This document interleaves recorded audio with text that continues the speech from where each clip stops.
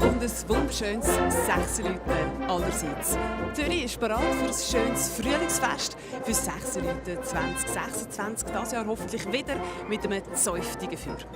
Ja, und um ihn dreht sich heute eigentlich den ganzen Tag alles. Der Hauptdarsteller, wenn man so will, vom heutigen Tag. Seit am Morgen früh steht er schon auf dem Scheiterhaufen und schaut seinem Schicksal entgegen, unser Böck.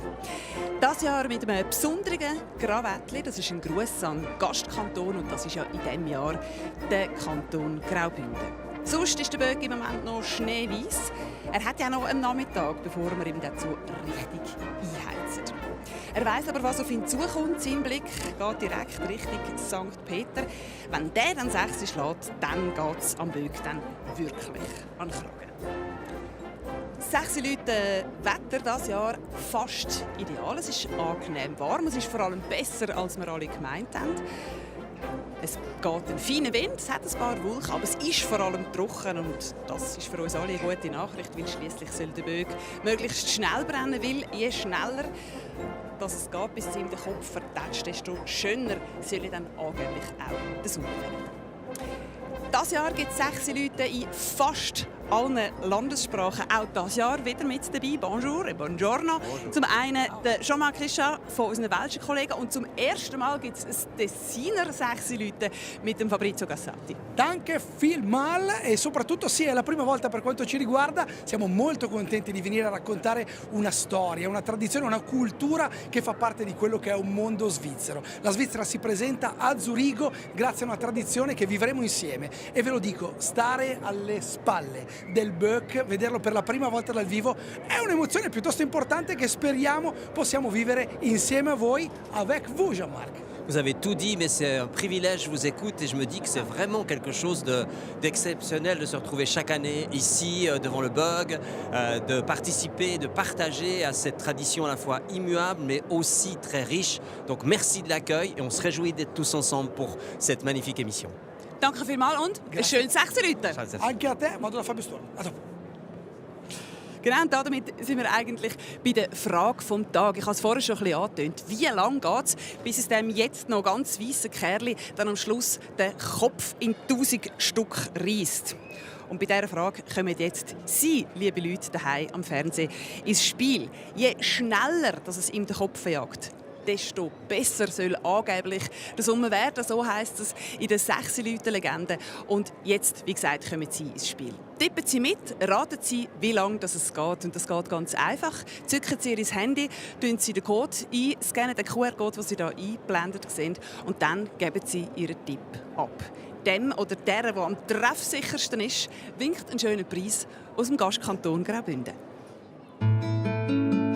Der beste Tipp gewinnt einen Gutschein im Wert von 1000 Franken für einen Aufenthalt im Pradas Resort in Brigels.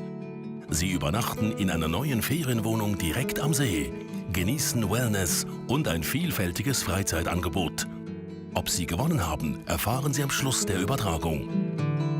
Viel Glück! Ja, viel Glück auch von mir. Es gibt Sachen, die sind am 6 Leuten immer wieder mal ein bisschen anders. Es gibt jedes Jahr einen Gastkanton und dann gibt es Sachen, die sind eigentlich jedes Jahr gleich.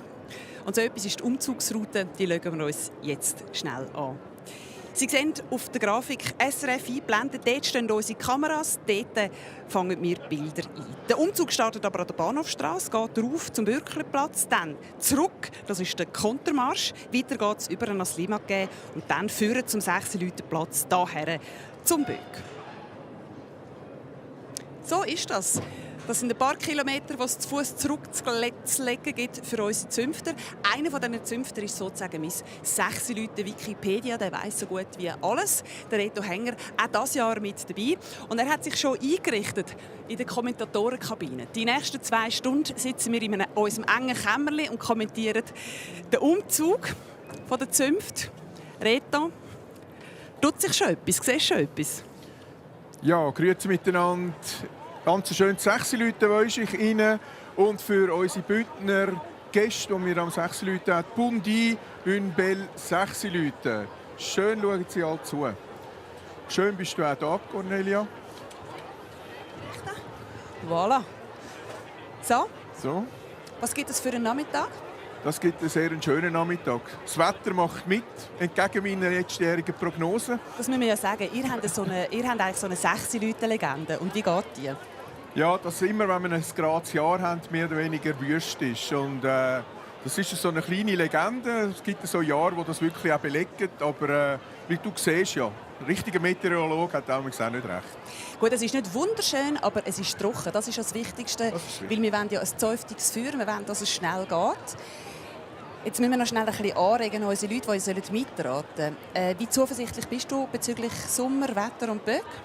Ja, nicht wirklich zuversichtlich, aber es gibt mir immer 12,33. Das ist einigermaßen zuversichtlich. Zuversichtlicher als ich, muss ich sagen. Ich habe jetzt die Zürich-Wolken noch mal ein bisschen angeschaut vorher und mein Tipp war, glaube ich, 18 Minuten 17.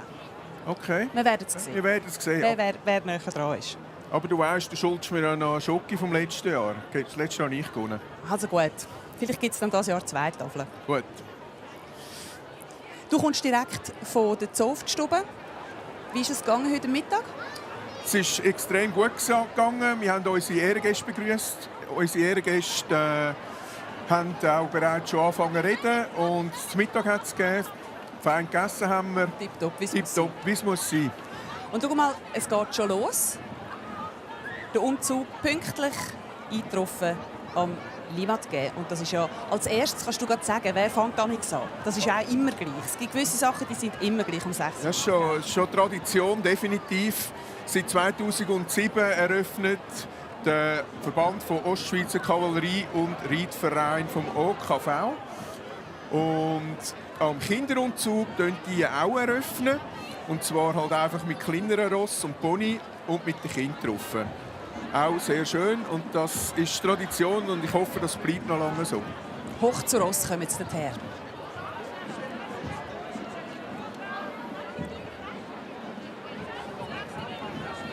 Was ist das eigentlich für eine Stimmung? Weißt, bevor es losgeht, sieht man den Strassenrand gesäumt und dann unter den Zäufter. Was ist das so für eine Stimmung, bevor es losgeht? Also die Stimmung merkt man schon. Also wenn man den Puls messen würde, merkt man es auch. Also, der Puls geht rauf und die Spannung steigt. Man will noch den Umzug, man will zu den Bögen. Und wir wollen dann gleich wieder die Perücken abziehen. Genau. Ihr bei Wiedeke habt ja Perücke, aber zu dem dann nachher. Ah, okay.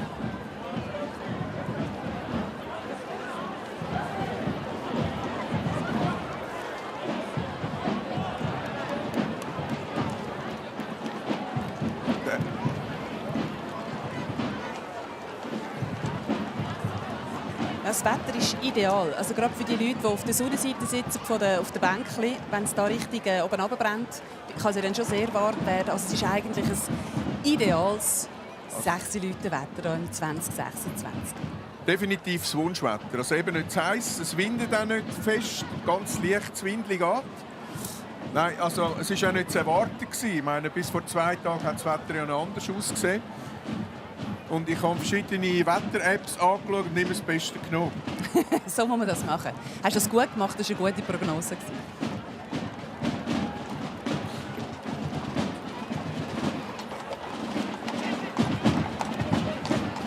Und der Reiter, den man hier sieht mit dem blauen Gewändchen, das ist der Reiter vom ZZZ, der den Umzug auch mit eröffnet. ZZZ, muss man noch sagen, das ist ein bisschen ein Zungenbrecher, das steht aber für das Komitee von das Zürcher Komitee, das Zentralkomitee. Ich merke, du schaust streng, das Zentralkomitee von der Zürcher Zunft. Und das sind gerade, das ist der 6-Leute-Chef. Genau, der in der Mitte mit dem Zylinder, das ist der Felix Boller, der Chef vom ZZZ. Und er mit seiner Entourage von 9 weiteren Mitgliedern, sie organisieren den 6-Leute-Umzug. Nicht nur den, sondern auch den Kinderumzug.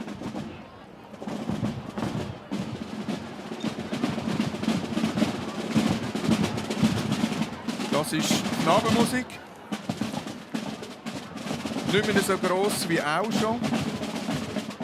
Wenn Sie sich jetzt verwundern, dass wir den 6-Leute-Marsch noch nicht hören, der kommt dann, hoffentlich, wenn dann das Wagspiel kommt mit der zweiten Gruppe der Zäufter.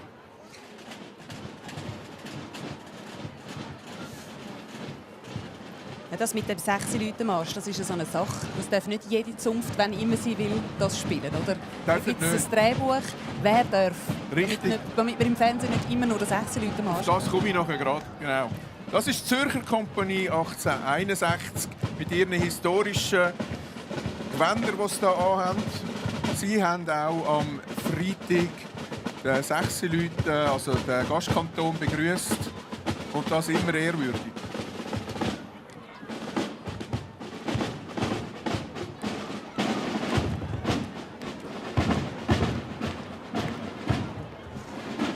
Ich habe es vorher schon ein bisschen angetönt. Der Reto Hänger ist ja so etwas wie ein 6-Leute-Wikipedia. Du weißt so gut wie alles. Oder sagen wir mal sehr viel. Falls Sie, liebe Leute daheim an den Fernsehgeräten oder wo auch immer Sie 6 Leute schauen, eine Frage haben rund um 6 Leute, dann stellen Sie die. Und zwar über srf.ch/mitmachen. Der Reto Hänger und ich probieren sie zu beantworten. Vor allem du, gell, Reto? Ja, so hoffe ich kann das dann auch. Das sind Bannerträger mit den Banner von Zürich, von der Stadt Zürich und der Vorortsgemeinden von den ehemaligen. Und hinten dran ist die historische Landjäger von der Kantonspolizei Zürich. Die haben ihr Debüt 1998 das erste Mal am 6 Leute. Seitdem gibt es die. Respektive die gibt es natürlich schon viel länger. Aber am Umzug bei uns jetzt das zweite Mal dabei und seit 1998 das erste Mal.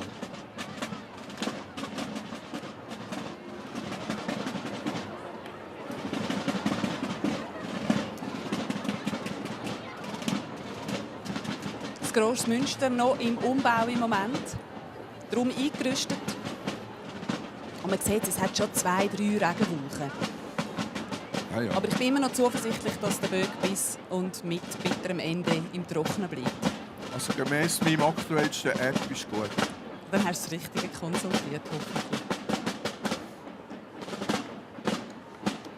Dann Gruß an den Gastkanton. Gastkanton Graubünden dieses Jahr mit dabei. Ein paar kleine Steinböcke am Pferdeschwenken.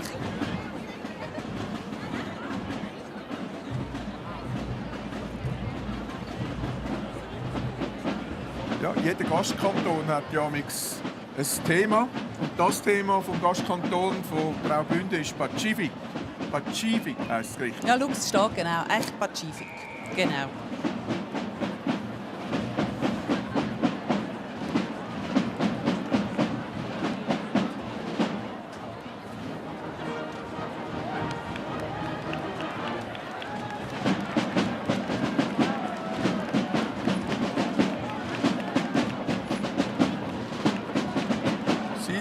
Der Tambourverein von Domatems besteht aus 100 Aktiven und 25 sollten da heute mitspielen, irgendwo verteilt im Spiel, das da hinten dran ist. Das ist eine Blasmusik.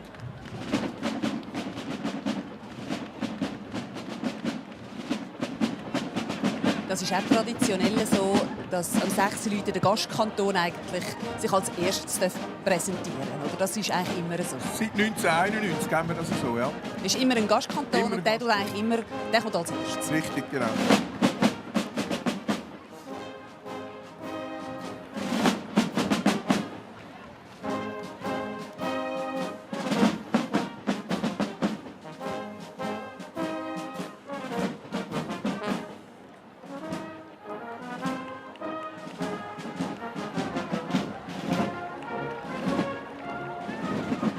Auch der Gastkanton hat die Musik dabei gehabt. Da sehen wir sie nochmal in voller Montur.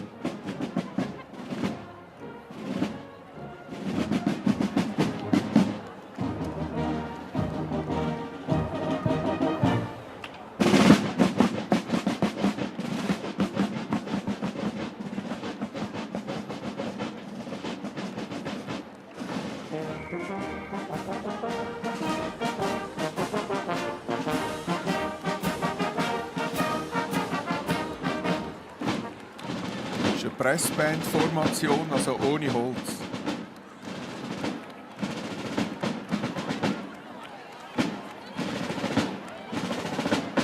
Genau. Da haben wir einen Roboter. Furligsgewändchen. Ja, genau.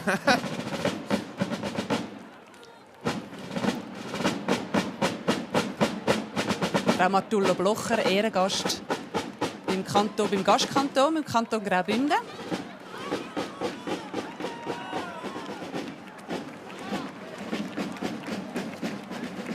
Und das sind von etwa 150 Täler, die es haben. Sind das Gemeindefahnen, die wir hier sehen. Also sicher nicht alle 150. Aber das Graubünden hat ja 2 Rekorde. Einerseits ist es der grösste Kanton quadratmetermässig. Sie sind nämlich von 7105 Quadratkilometer groß, der grösste Kanton und 3-sprachig. Italienisch, Deutsch und Rätoromanisch.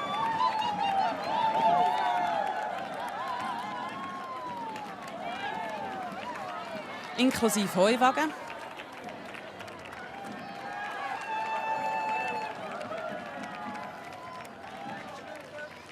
Das ist das Walser Heuervolk. Und immer wenn es zum Heuen geht, gehen die mit Kind und Kegel auf die Alp rauf, packen alles ein und gehen heuen und bringen dann die Heuballen auf den Winterherren dann wieder ab ins Tal.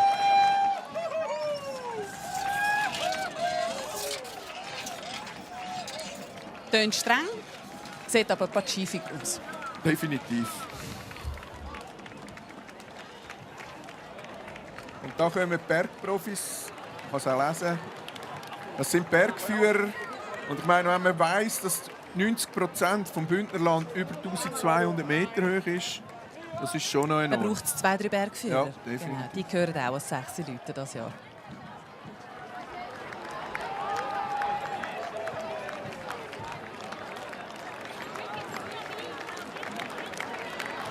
Und das gehört natürlich auch zum Gastkanton, oder? Richtig, ja. Ein gutes Güterli Wein. Sie sagen ja von sich, sie sagen die kleine Gegend vom grossen Wein. Und hauptsächlich Pinot Noir, der dort angepflanzt wird. Bündner Herrschaft, genau. Da gibt es immer ein Versucherli, vor allem für die erste Reihe. Starke Bündner Frauen. Siehst du?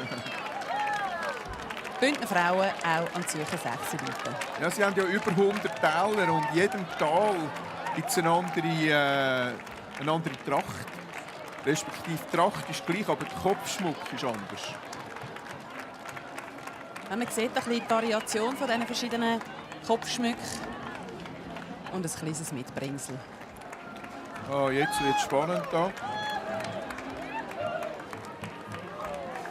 Da sollte der amtierende Schwingerkönig dabei sein. Ja, da sieht man ihn gerade. So, ja, schön. Im Schwingerkönig Dönü natürlich. Der Armon Orlik. Und der neue Eidgenoss, der Christian Biesch aus Davos, sollte auch da mitlaufen.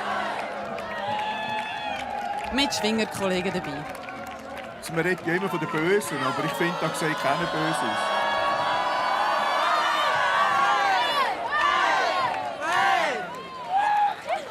Die machen die Stimmung.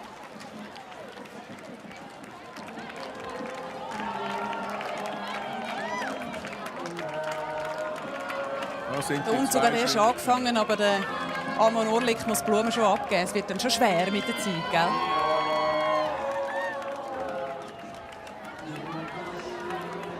Zeigt sich auch musikalisch der Gastkanton. Ja, sie haben ein eigenes Lied geschrieben.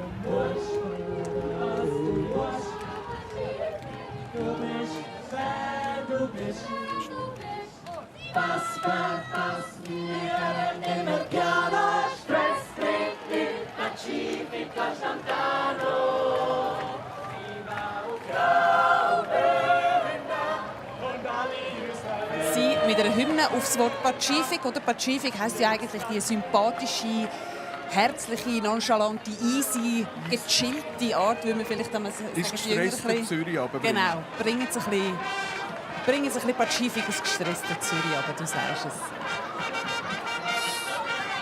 Ja, jetzt rede ich nicht mehr. Du erstarrst jetzt in Ehrfurcht, weil jetzt kommt deine Zunft, gell? Ich darf das sagen, Reto Henger, ein Urwiedeker in Zunft fragen. Du kannst nicht mitlaufen, aber du kannst sie jetzt im Fernsehen schauen. Es ist gerade so gut, wenn ich es zuschaue.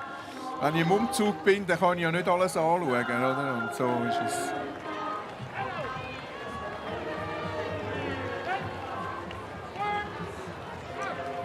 Wiedeke ist eigentlich sehr farbenfroh Zunft.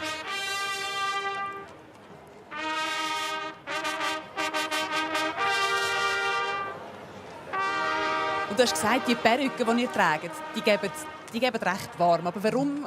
Sagst du noch etwas dazu? Wieso haben die Perücken noch?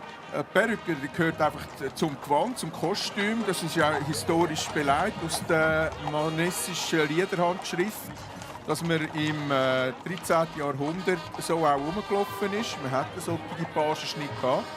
Und darum laufen wir, respektive reiten wir auch so rum. Und man sieht da viele Ross. Wir haben also dieses Jahr über 40 Ross dabei. Die grösste Reitergruppe. Wo sind die unter einem Jahr, die Ross? Die sind in den verschiedensten Stallungen, aber viele sind im Privatbesitz. Wenige haben aus dem süddeutschen Raum ihre Ross. Und dann bringen sie es wieder raus. Das ist der Herold. Im Wiedeker Äpfel. Und die Kindergruppe. 43 Kinder. Das sind Kinder unserer Zukunft. Das sind praktisch alles Wiedeker Kinder von Zäufter.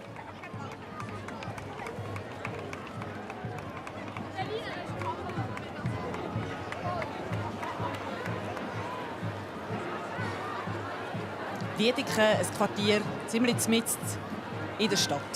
Heute. Mitten in Kreis 3.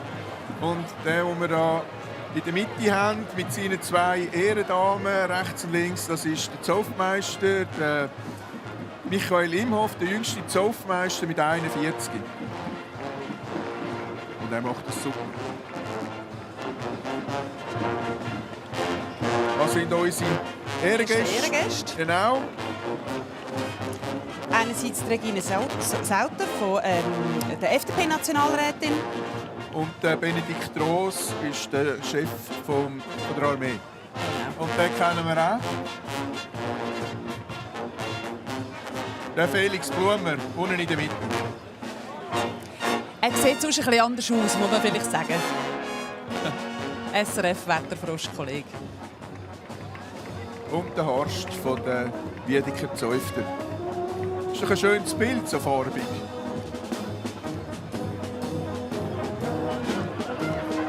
Vielleicht kann man mal auf die Kommentatorenkabine schalten, wie der Reto Hänger leuchtet. Unglaublich. So Freude. Total Freude. Farbenfroh wie seine Zäufterkollegen. Ich fühle mich wieder heim.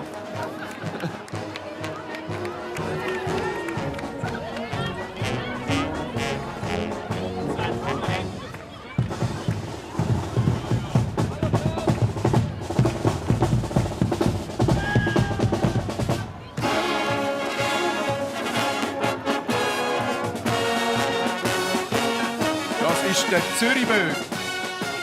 So heisst das Stück.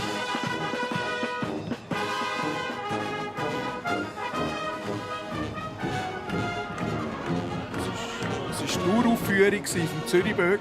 Ah, das war die Weltpremiere? Weltpremiere, ganz genau. Komponiert von Matthias Keller. Und der ist jetzt fest im Repertoire. Also den hören wir jetzt jedes 6 Leute, der Zürichböck. Ja, nicht gerade am Umzug, aber sicher irgendwann schon. Und der Abschluss macht Friesenburg.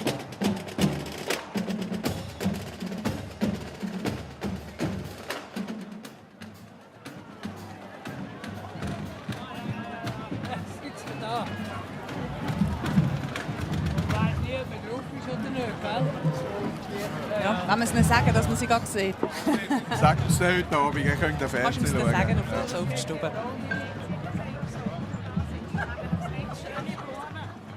Und schon kommen die Nächsten. Zunft zur Waage. Das sind Weber und Bleicher, die wir hier sehen. Die sind eigentlich schon sehr lange auf. Die haben doch immer so einen langen Tag. Die fangen schon ganz früh am Morgen an mit. Ja, sie fangen sehr früh am Morgen an. Wobei, wir fangen ja schon am Morgen um 8 Uhr an. Sie erst ein bisschen später.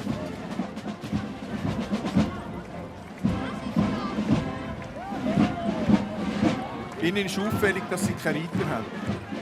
6 Zäufte haben keine Reiter und sie gehören dazu. Für einen grossen Hut. He? Jungzäufte tragen hier den Hut, weil sie haben einen Hutmacher bei sich. Am 6 Leute gibt es etwas zu trinken. Und man hört den 6 Leute Marsch. Polizeimusik von der Stadt Zürich.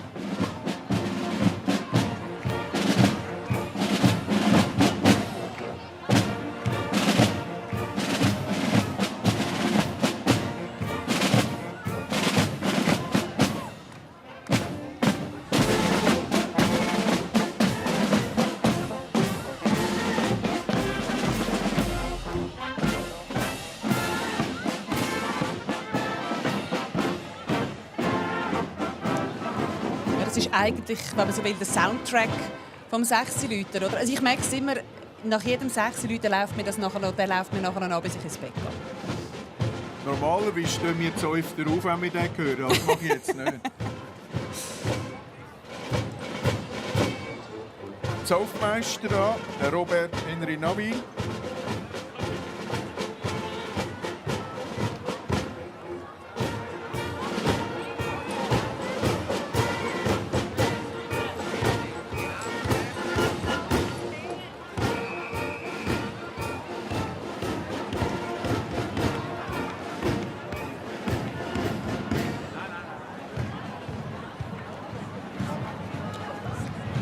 Es läuft wieder extrem zügig.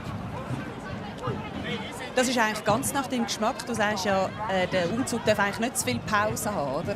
Es muss eigentlich zügig Fürsche gehen. Es ist richtig so, dass eigentlich die Meinung wäre, dass auch die Letzten noch reinkommen und dass die auch noch etwas vom Böck haben. Dafür haben wir jetzt deren Gäste nicht gesehen.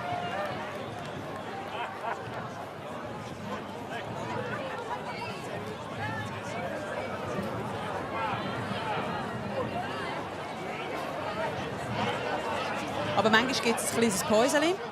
Es ist tatsächlich so. Ich meine, der Rhythmus muss fliessen, damit alle am Schluss die Zeitung zum 6 Leute Platz für schaffen, wo dann der Böck steht. Aber es ist so, wenn man den Böck anzündet, sind die einen noch im Umzug. Das ist richtig so.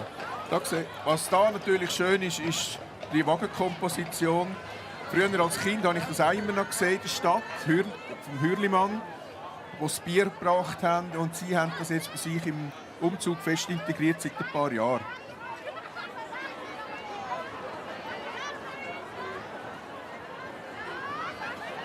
Und mit dem Wagen da, mit dem letzten Wagen, machen sie da auch den Abschluss.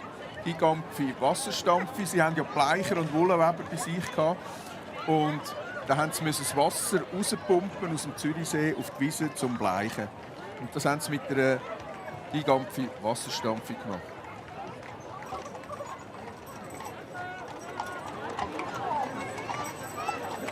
Und jetzt gibt es gleich einen schönen Abschluss mit einem geblumeten Wagen.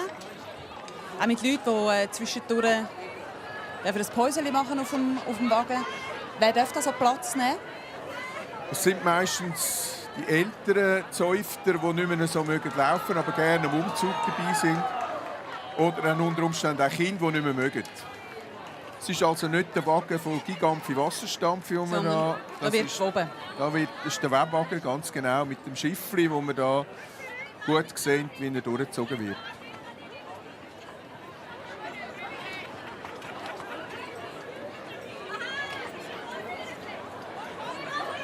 Trotzdem gibt es jetzt eine kleine Pause. Da sieht man den Lindenhof. Das ist ja dort, wo das ist ein Platz oberhalb von der Limit, wo sich der Gastkanton jedes Jahr präsentieren darf. Eine kleine Ausstellung, ein Festzelt, es gibt Spezialitäten, Gut Musik, essen. etwas Feines zu trinken. Dort ist ja die Eröffnung am Freitagabend. Dort ist immer die Eröffnung am Freitagabend. Reto, ich höre gerade aus der Regie, wir hätten die erste Frage von einer Zuschauerin oder einem Zuschauer, der etwas wissen von dir. Der Giuliano Marinaro fragt, ob es theoretisch möglich wäre, eine Zunft zu kreieren. Ja, in der Stadt Zürich. Also die Stromerzunft fehle noch. Ja, die Stromerzunft wäre nicht möglich. Geschichtlich gesehen, aber auch vom ZZZ aus ist das nicht möglich. Wir haben unsere Zäufte gebildet. Es sind ja eigentlich historische Zäufte und Quartierzäufte. Vielleicht kommen wir später noch darauf zurück. Aber das wäre ja ein Handwerkerzauft, die Elektriker. Und von dem her gesehen geht das nicht. Und Quartier haben wir praktisch. Also wieso? Es gibt Handwerkerzäuft und es gibt Quartierzäuft. Und Handwerkerzäuft? Die sind historisch beleidigt und die sind bereits schon vergeben. Aber so einen Elektrikerzauft könnte man in England machen, gibt es vielleicht sogar dort. Da gibt es auch die Guilds. Wir nehmen noch eine zweite Frage, bevor es weitergeht im Umzug. Chris Keller fragt, wie wird man Zäufter? Ja, man wird innen geboren. Oder dann durch Heirat, wenn man eine Zäuferstochter heiratet. Oder man hat eine Beziehung zu irgendjemandem, zum Beispiel man kennt jemanden und dann fragt man, ob man da mitmachen kann. Das andere ist aber auch in einer Quartierzauft ein Bezug zum Quartier. Und dann ist es so, dass dann quasi automatisch die Familienmitglieder nachrücken? Das ist so, wenn sie wollen. Das ist also nicht Pflicht, aber meine 2 Kinder die wollen unbedingt und die werden da auch in meine Fußstapfen treten. Und das ist etwas Schönes, wenn man das mit dem Vater, mit den Kindern leben, mit den Brüdern. Das ist so eine richtig familiäre Geschichte. Aha, jetzt kommen wir hier mit den Hochrädern. Hochräder fahren in dieser Zauft Zäufter. Die einen ein bisschen besser als die anderen. Man sieht ihn an, er ist froh, ist er drauf. Es ist streng und es ist nicht ganz ungefährlich da zwischen den Tramschienen. Sie gehen also auch immer üben, bevor 6 Leute ist. Und hinten dran kommen dann Gesellen mit den Laufrädern. Von dem her siehst du das auch so aufteilt. Wir sind bei der Stadtzauft, gell? Die Stadtzauft, das ist eigentlich die erste Zauft von der jüngeren Linie. Ist in dem Sinne nicht eine Quartierszauft, sondern man sagt, es ist die Zauft von der jüngeren Linie. Und nach hinten ist es dann losgegangen mit der Quartierzauft. Also quasi so etwas wie eine Urzauft. Urzauft oder Quartier.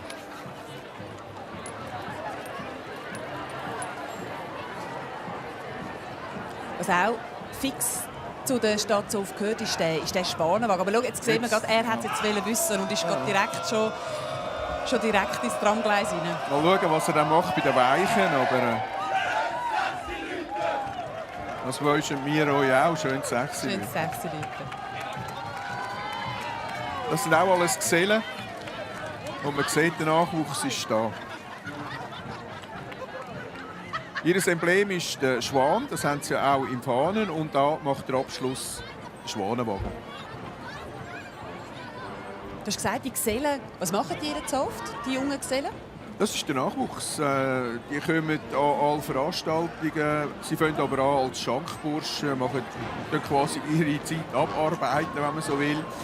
Und dann machen sie mit am Anfang, lernen alles kennen und die Zäufter lernen das kennen. Und irgendwann werden sie Zäufter. Was hat es mit dem Schwan auf sich, Rita? Sie sind gegründet worden, also sie haben ihre Gründung im Zunfthaus respektive im Restaurant Schwanen gemacht und darum haben sie einen Schwan drauf. Der Schwan darum auch im Zauftwappen, gell?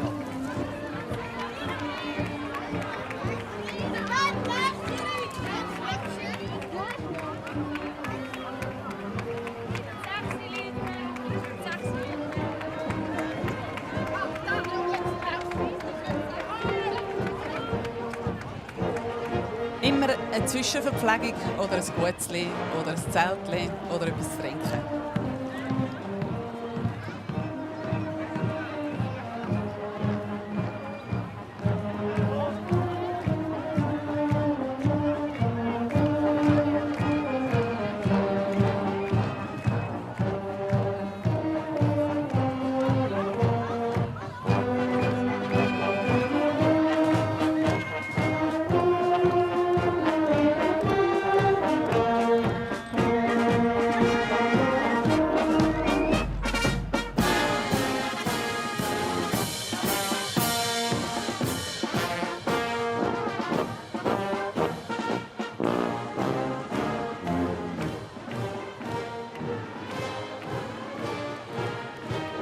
Der Zaufmeister mit den Ehrengästen. Der Livia Loi, Schweizer Botschafter, die haben wir gerade noch die Ausschüsse gesehen. Und der Harst.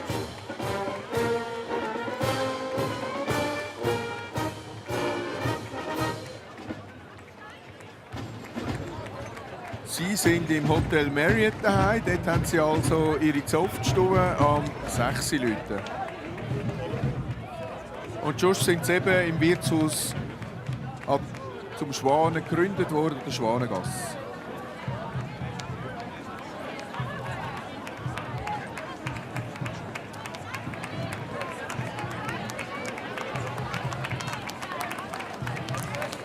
Hat er noch eine Zuschauerfrage? An Reto Hänger, unseren 6 Leute Experten, darf ich schon so sagen, gell? Ja, das darfst du, ja. Vom Remo Fluri heisst, woher kommen die Ross und die Kutscher? Ob die Stadt noch so viel Kutscher hat? Also du hast es vorhin schon ein bisschen angetönt. Ja, also viele sind ja sehr symbolträchtige Kutschen oder Wagen. Die sind mal gemacht worden von Zäuftern oder von Wagenherstellern. Wir haben jetzt hier aber einen Landauer. Der Landauer ist das Schlussbouquet von dieser Zunft. Es ist natürlich auch aus der Zeit, wo sie eigentlich her sind, aus 1850 bis 1848 das Transportmittel gewesen. Also man schaut schon, dass man irgendeinen Wagen hat, der auch zu der Zeit passt und zu der Zunft passt. Wie mit dem Schwan oder mit dem Webstuhl, den wir schon gesehen haben. Und ich könnte noch mal eine Frage beantworten von der Dalia Klalina. Werden die Kostüme nur am Umzug getragen oder legt ihr die einmal an im Jahr, wenn ihr euch trefft an einem sonstigen zäuftigen Anlass?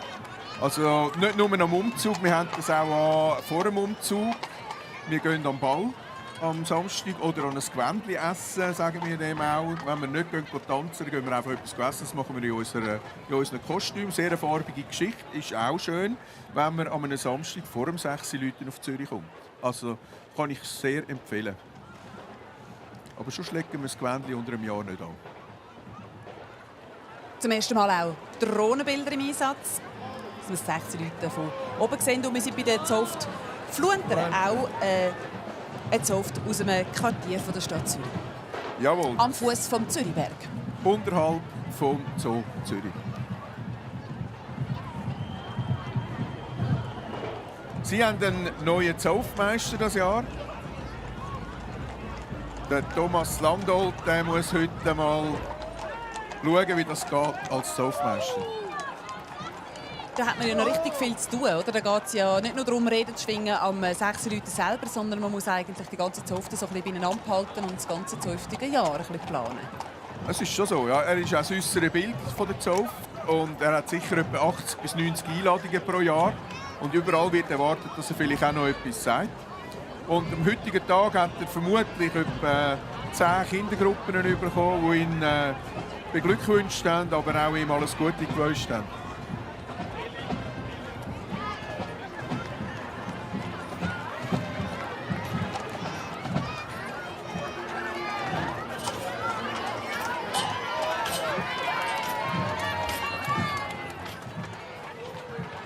Das ist die Hochwacht und ein Kübel, den man oben rechts sieht.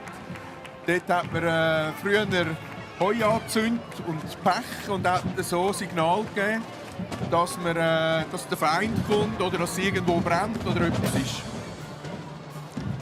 Heute, Gott sei Dank, alles im friedlichen Rahmen.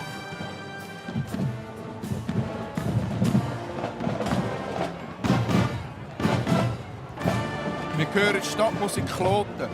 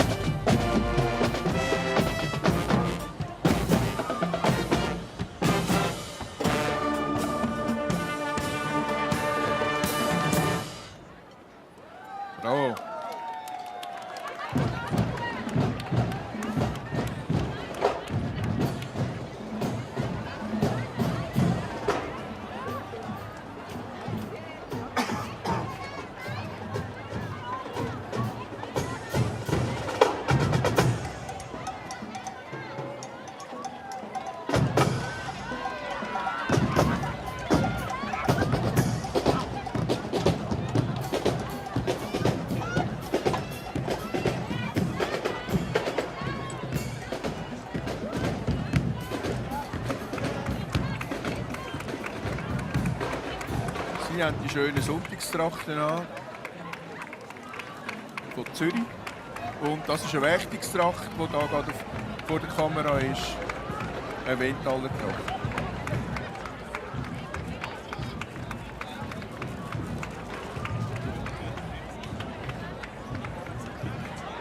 Das sind Chorherren, weil es hat ja ein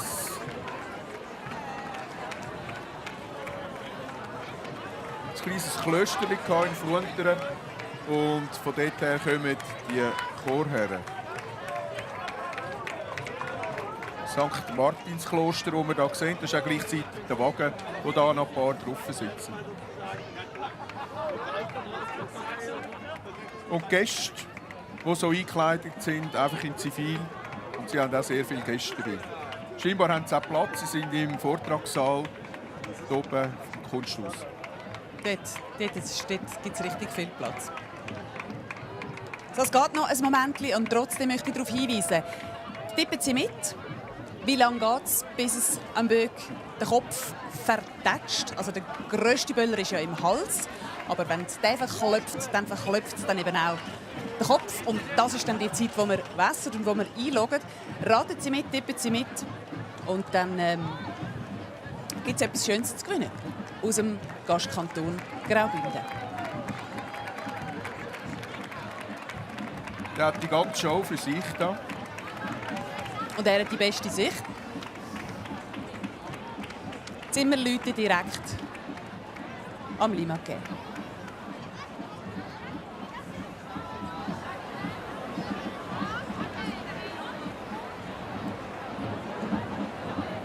Zunft Hönk. Das sind die mit dem eigenen Wein. Mit dem eigenen Wein, mit dem eigenen Weinberg.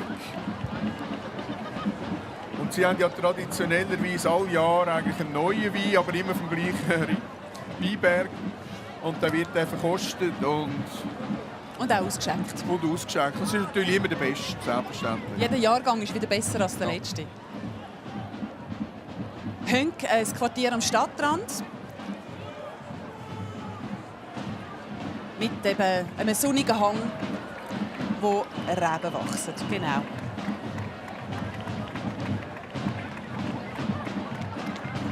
Was noch speziell ist bei den Hönker, dass doch relativ viele, die bei dieser Zunft sind, wohnen auch tatsächlich noch in Hönk selber. Also Das ist immer noch so. Also, so wie ich weiss und informiert bin, sind fast 50% noch wohnhaft in Hönk. Also, das schafft keine andere Quartierzunft. Wir hören im Hintergrund den Musikverein Zürich-Hönk.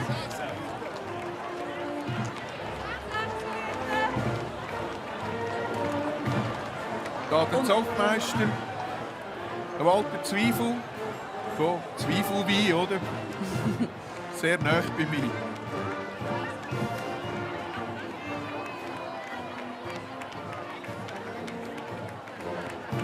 Martin Gandinas. Monika Ribar, sie ist Verwaltungsratspräsidentin von der SBB. Hier im Vordergrund und im Hintergrund Ja. der Mitte-Nationalrat Martin Gandinas. Quasi in einer Doppelrolle da, also Ehrengast und Vertreter vom Gastkanton.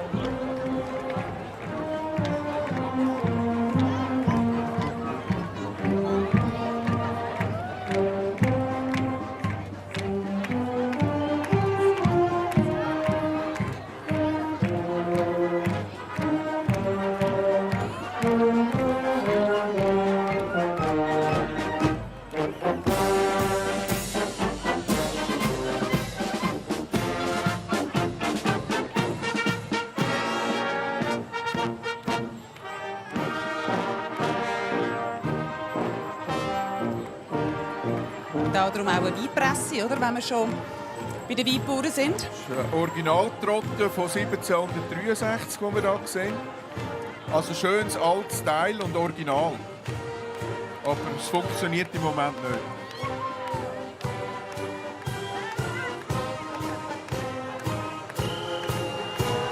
eben auch, was Sechseleuten für ein Blumenfest ist. Also die ganze Stadt ist ja überall voller Blumen und alle, die mitlaufen, sind voller Blumen. Also es ist sehr kunterbunt. Es ist ein Frühlingsfest, darum haben wir natürlich auch überall und immer Blumen. Der Wein auch im Zunftwappen vorhanden mit einem Rebstock. Sie da, die Mädchen oder die Frauen mit der Zürcher Sonntagstracht, schönes blaues Zürichblau.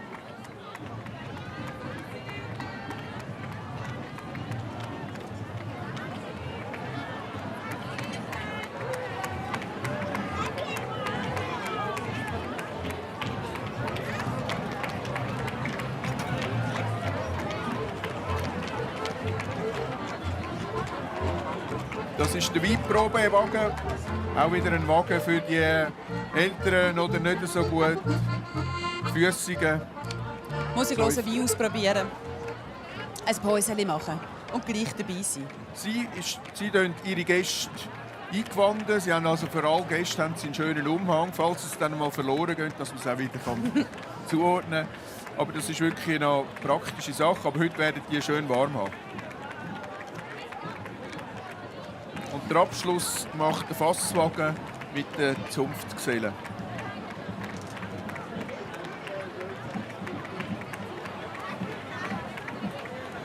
Eher eine grosse Zunft, oder? Mit so vielen Wegen. Sie haben Eher zu den grösseren. mit 4 Wagen, ja. Also es gibt Zäuft. Wir haben auch nur einen Wagen im Moment, aber sie haben noch 4 Wagen. Ja. Es ist einfach nicht einfach, Leute zu finden, die die Ross auch können herbringen ja. und handeln, oder? Das ist eben der besagte Hönkerwein.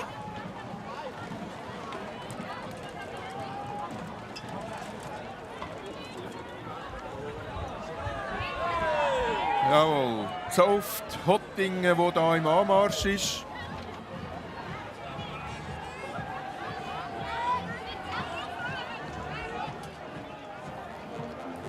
Vielleicht sieht man die haben gerade 3 Bündner Ehrengäste. Es war ein Gebuhle um die Bündner Prominenten bei den Ehrengästen, gell? Jawohl. Die haben sich also 3 können angeln. Wir schauen, ob wir die sehen. Aber zuerst kommt die Reitergruppe.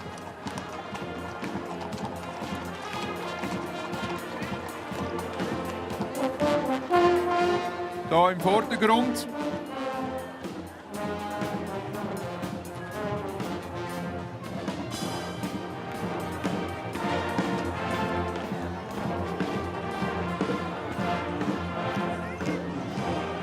Harmonie Kilchberg, die wir hier hören, hören wir einmal zu.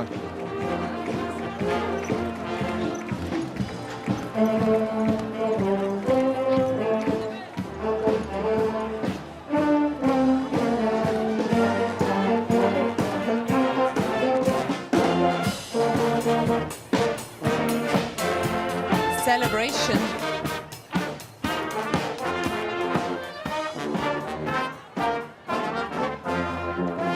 Haben wir Tonja Maria Zindel hat man gesehen, und natürlich den Marc Berto mit seinem obligaten Glitzerhelm. So, dass man auch mal ein Ja sieht. Und der aktuelle Stappi hat man auch noch gesehen von Chur. Sein Helm gibt auch nie wärmer als heute. Er kommt dann auch später noch zu uns als Feuer, wenn dann der Böck in Flammen steht.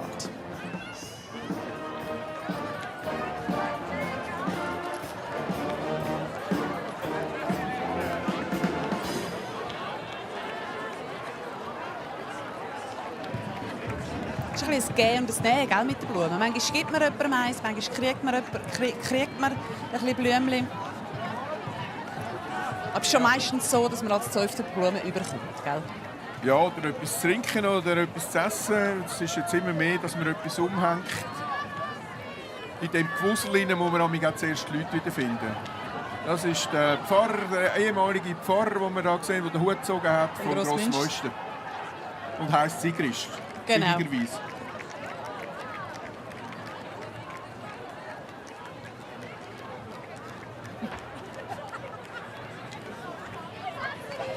Viele Kinder dabei.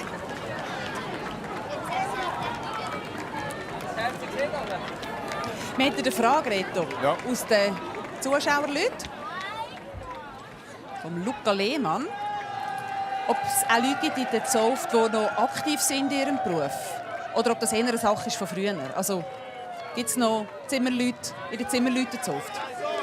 Gibt es immer noch. Ich möchte schnell die Gruppen ankündigen. Das sind die Jungzäufter, das sind die den Böck geladen haben, die wir hier sehen. Und wenn der Böck nicht tätscht, sind die schuld. Dann wissen wir wer. Genau. Zurück zu der Frage. Zurück zu der Frage. Vor allem bei den Bäcker, der Bäckerzunft, dort hat es noch 30 Aktive dabei. Konditoren, Bäcker, Mehl, also Müller und aus dem Gewerbe raus. Also es gibt schon noch einzelne Zäufte, hat nur noch einen, wie die Schneider, die haben noch einen Schneidermeister. Die Schmiede haben einen Schmiedemeister. Also viele haben nicht mehr wahnsinnig viel aus dem eigenen Gewerbe.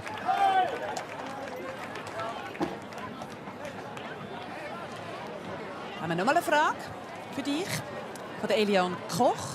Und zwar, wie entschieden wird, wer Gastkanton wird. Also das ist ja seit 1991, also beim 700-Jahre-Jubiläum, hat man ja gesagt, man macht jedes Jahr lädt man einen Gastkanton ein. Wie läuft das Auswahlverfahren und wer sagt, wer eingeladen wird? Also es gibt zwei verschiedene Möglichkeiten. Entweder schaut das ZZZ, dass man jemanden findet, wie zum Beispiel ein Kanton, der noch nicht war. Oder dann die Kantone sagen, wir würden gerne noch mal kommen. Das ist auch Marketing für die. Und dann melden die sich und kommen dann quasi auf eine Liste. Und dann entscheidet das ZZZ, nächstes Jahr gehen wir mit denen weiter. Also das ZZZ Ist Marketing, aber ist auch ein bisschen mit Kosten verbunden? ist auch mit Kosten verbunden, richtig, ja. Aber sie kommen immer gerne. Und es ist natürlich ein einmaliges Fest. Ich meine, 6 Leute in der Schweiz, das Frühlingsfest. Da will man auch dabei sein. Und manchmal klopft es und tätscht es schon bevor der Böck. Ja, die Gröberen kommen wahrscheinlich erst noch nachher. Und da die schönen Reiter, da, das sind die von der Meise, von der Zunft zur Meise. Das ist eine riesige Zunft. Es sind 260 Zünfter und Das ist sogar die grösste, Zünfterinnen. gell? Ja. Und Zünfterinnen, genau. Das ist Genau. jetzt eine von denen. Darum hast du mich so angeschaut, weil wir über das jedes Jahr reden. Richtig, ja. Da tut sich ja etwas in dieser ganzen Frauenfrage. Da hat sich auch etwas da. Also sie haben vor kurzem, das Jahr, haben sie 11 Frauen aufgenommen. Und somit ist der Bann quasi erledigt. Gebrochen. Müssen wir nicht mehr reden darüber. Kannst du denken, du? Nein, also sie haben den Bann gebrochen und mit 11 Zäufterinnen, die sie jetzt aufgenommen Hat haben. man jetzt dieses Jahr an der GV zum ersten Mal, gell?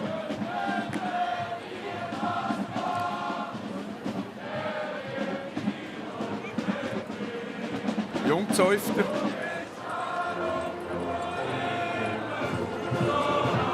Ja, ich muss aber sagen, in dieser riesen Zunft findet man die 11 Neulinge von weiblichen Neulingen jetzt noch nicht stechen, noch nicht raus. Ja, die findest du Vielleicht auch nicht. erspähen wir Das dann sind, noch jetzt, eins später. das sind ja die Jungen.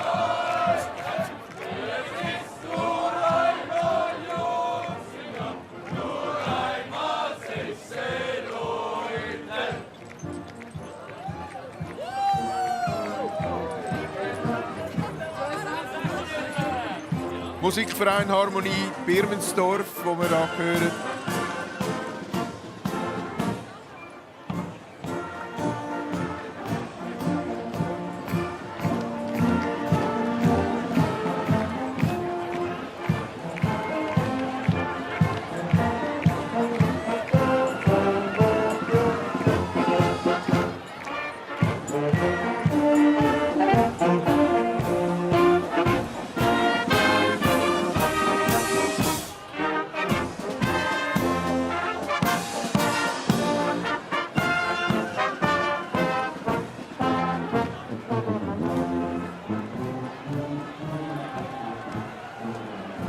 Und dann kommt der Zopfmeister, den wir hier in der Mitte haben, mit der Ratsweibel, der Zopfmeister der Konstantin von Schultes. Und der Süssli Thomas, den wir kurz gesehen haben. Andrea Caroni haben wir auch noch gerade kurz gesehen, hier vorne. Der Gast, Ehrengast, FDP-Ständerat. Die in Schwarzen sind Ratsherren am Schwörsonntag. Und Kind. Und wenn die einen kommen besuchen am Abend, ja, dann geht es ewig, bis die bei uns im Saal sind. Dann kommen alle mit. Alle Kinder? Kinder nicht, aber jetzt der Harst, den man jetzt dann sieht, das hört nicht mehr auf. Und dann bist du richtig gang bei euch? Über 200 und ich meine, jetzt kommen noch 11 Frauen dann noch dazu. Da kommt alles. Also jetzt ist wirklich...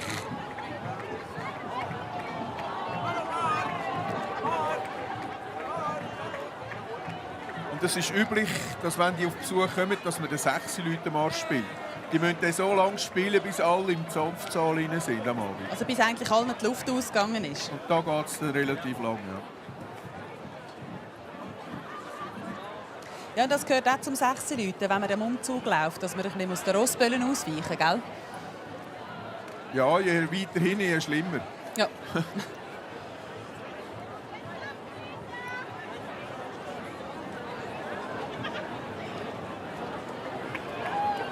Das sind Zünfter und Gäste, die hier mitlaufen. Und eben, man sieht, es sind sehr viele.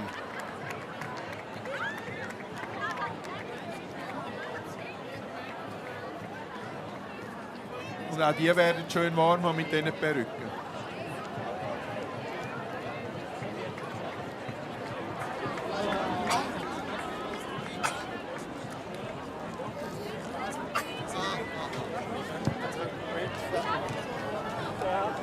Also was hast du gesagt? Wie lange denkst du, dass der Böck geht heute? 12 Minuten, wie viel hast du gesagt? 12:33. 12:33.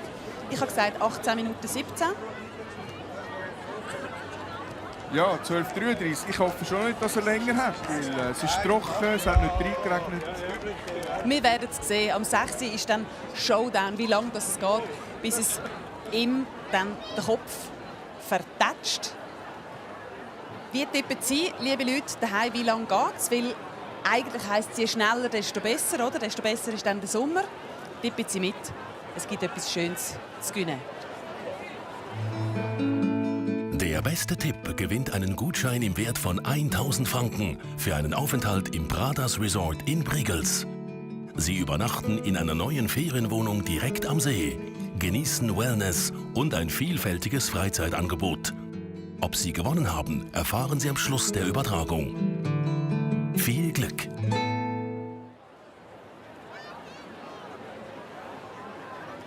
Wir sind zurück, schauen vom Limmat her Richtung Zürichsee und man sieht, es ist alles auf der Beine in Zürich. Und die schönen Bilder, die wir hier haben auf dem Bildschirm, das ist von einem Kunststaffel Junior gemacht worden, oder ist gemacht. Er ist Drohnenpilot und bietet uns hier die schönen Bilder. Ja, wir sehen das erste Mal 6 Leute in der Supertotalen quasi. Genial, gefällt mir richtig gut. Wir haben eine rechte Pause im Umzug, wie man sieht. Wir hätten ein Plätzchen für ein paar Zuschauerfragen.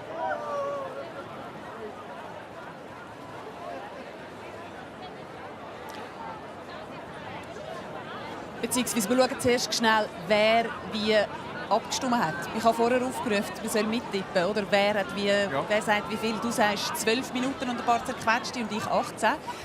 Wie tippen die Leute daheim? Wir haben offenbar eine grafische Darstellung. Genau, also die meisten gehen zwischen 15 und 20 Minuten. Also ich gehöre eigentlich zu dem grossen Löwenanteil, wo das... Du bist total... Ich bin extrem zuversichtlich. Du bist extrem zuversichtlich, ja, was den Böck und was den Sommer anbelangt, gell? Also 15 bis 20 Minuten sagen die meisten im Moment. Sie können weiterhin mittippen, wie lange es geht. Dass sie denken, dass es geht. Also es ist mir gleich, wenn es 45 Minuten geht, kann ich länger schauen. Aber wir werden doch alle einen schönen Sommer retten. So, Zunft Riechsbach ist unterwegs.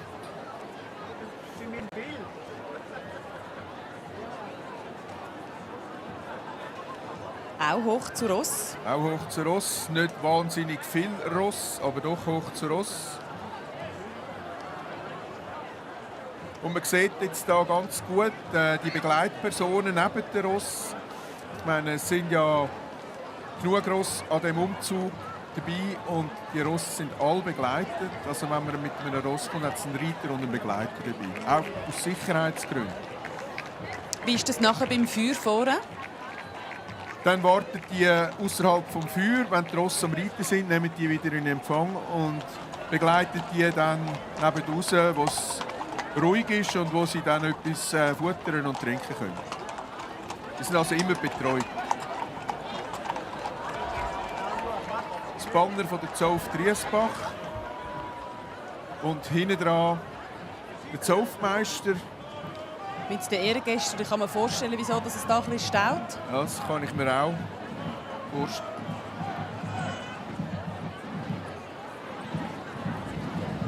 Vielleicht sehen wir ihn nachher. Das ist der vierfache Olympiasieger und Weltmeister im Skilanglauf, der Dario Cologna, ist da Ehrengast. Und immer wenn so ein Superstar aus dem Bereich Sport am Umzug mitläuft, dann brauchen die Blumenübergabe und Umarmungen und Glückwünsche einfach ein Der im bisschen Zeit. gelben Umhang ist ein Fritschi-Vater, ist ein Luzerner. Und gerade dahinter ist der Dario Cologna. Voilà. Da. Auch er später noch bei uns zu Gast am Feuer.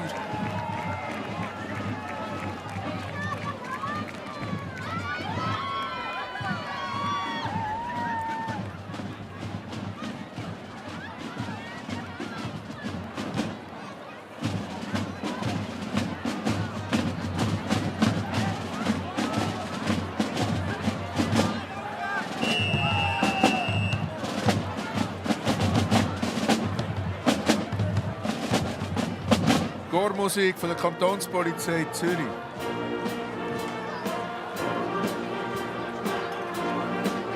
Wir nehmen das Ohr voll.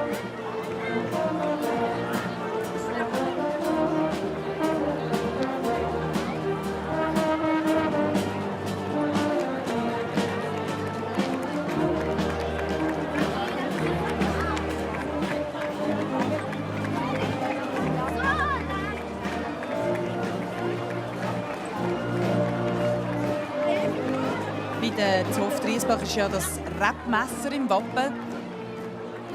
Auch weil es da der Wein ein grosses Thema spielt in dieser Zunft, gell? Sehr wohl, sehr wohl. Auch Sie trinken gerne Wein.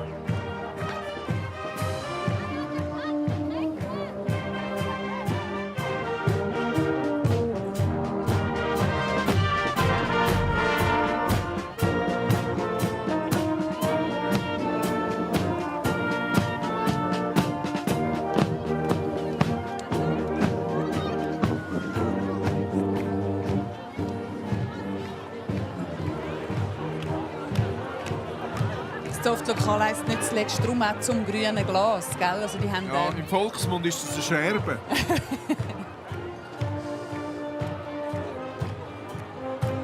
auch sie bauen ihre eigene Wein an.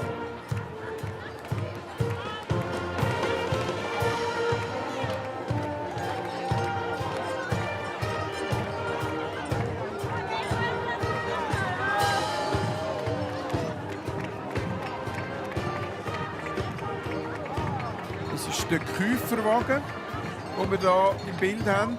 Und jetzt suchen wahrscheinlich alle die grosse Trotte. Genau. Und leider Was so gross ist die ist. dieses Jahr nicht dabei. Einer der schönsten Wege haben wir dieses Jahr nicht dabei. Es ist Der schwierig. schönste und vor allem der grösste, gell? Der ist Ja, es irgendwie ist der über grösste, 4 der grösste Meter und hoch. der Ja. schwerste. Und es Was ist ist wirklich passiert? das Problem, da einen Kutscher zu finden, der so viel Ross ist, ein Sechsspänner, auch richtig steuern. Und wenn man den nicht hat und die Ross dafür nicht hat, dann kann man auch so einen Wagen nicht bewegen. Wir hoffen jetzt, dass wir das nächste Jahr dann auch wieder sehen. Dann ist das Bewerbungsverfahren jetzt eröffnet, würde Ja. ich sagen. He? Ja.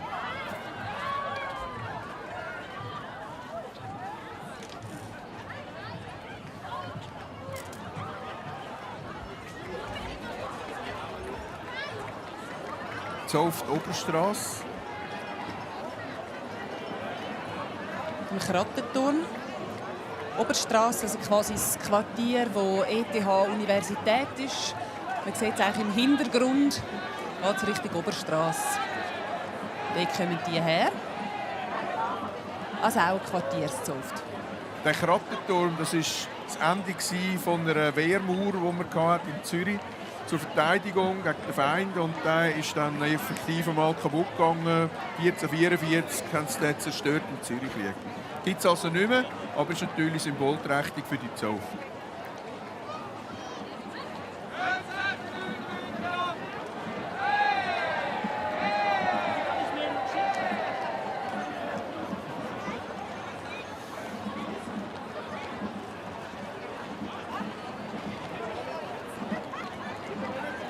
wir vorher ein bisschen rausgeschaut haben aus unserer Kommentatorenkabine, hat man schon die eine Regenwolke gesehen, aber es verzieht sich, es bleibt trocken, wir sind zuversichtlich.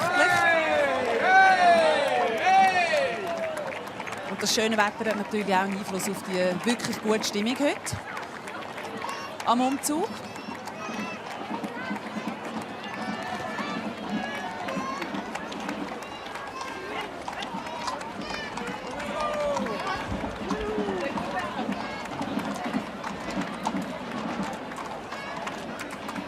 Sie haben auch relativ viel Ross dabei, wie wir sehen. Und das Fußvolk, das Garderegiment, das man hier sieht.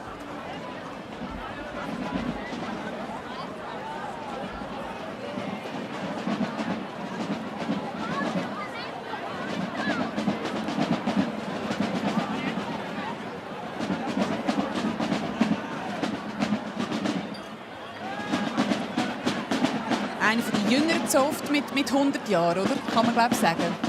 Ja, 1925 gegründet. Es ist schon eine der jüngeren Zäufte, ja. Nicht die jüngste, das ist Schwittiken. Das müssen Sie immer wieder hören. Claudio Zuccolini, Comedian. Kein Ehrengast, sondern ein festes Mitglied von der Oberstrasse. Musikverein Harmonie Oberstrasse.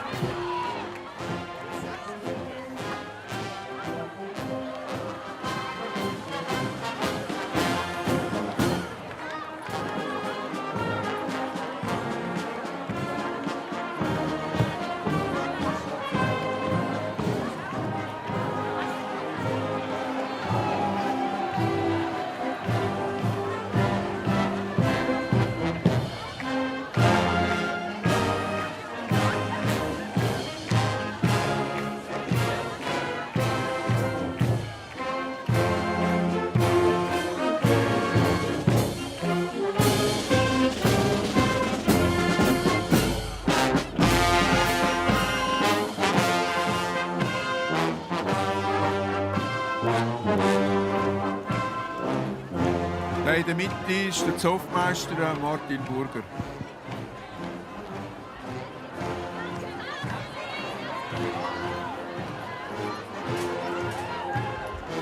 Ja, suchst du ihn auch?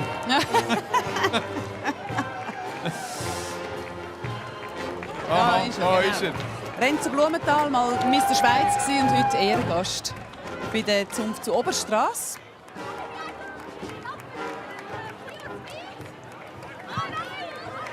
Das sind die neuen Gewänder, die sie haben. Und das sind die älteren Gewänder mit den Zylinder. Stadtbürger von Zürich.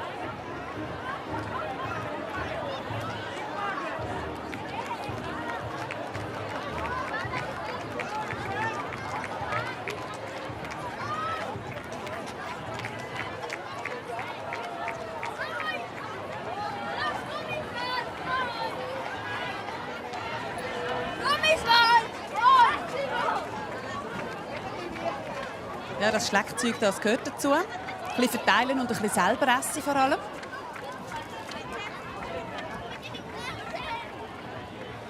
Wir könnten eine Frage beantworten, Reto. Ja, können wir, ja. Da kann ich Anna Caranicola fragt, gelten gleiche Regeln für Ausländer, um in eine Zunft reinzukommen? Oder Also, hat man da kein Glück? einfach so, also Ausländer in dem Sinn haben nicht wirklich Glück. Man muss, die meisten Satzungen sagen aus, dass man Schweizer Bürger sein muss. Schweizer Bürger wird man ja nicht von heute auf morgen. Also von dem her gesehen geht das nicht so einfach. Kann aber sein, dass man ja seit 30 oder 40 Jahren in der Schweiz wohnt, Bürger ist und dann kann man auch den Antrag in der Zunft stellen. Muss man dann auch Stadtzürcherin sein? Nicht bei allen. Es gibt einzelne Zünfte, wo das Bedingung ist, dass man reformiert ist, dass man ein Stadtzürcher ist. Ist aber nicht bei allen gleich. Also, bei uns kann man katholisch sein oder nicht Stadtzürcher. Aber bei uns sollte man glaube ich, immer noch ein Mann sein, oder? Bei uns muss man noch ein Mann sein, weil das ist kein Thema bei uns, genau. Weil das jeder Zunft ja eigentlich überlassen ist, was sie machen will. Und solange wir jetzt nicht einen Antrag haben, eben, du hast ja auch noch nicht gestellt, den Antrag, dann reden wir dann drüber. Ja, alles klar.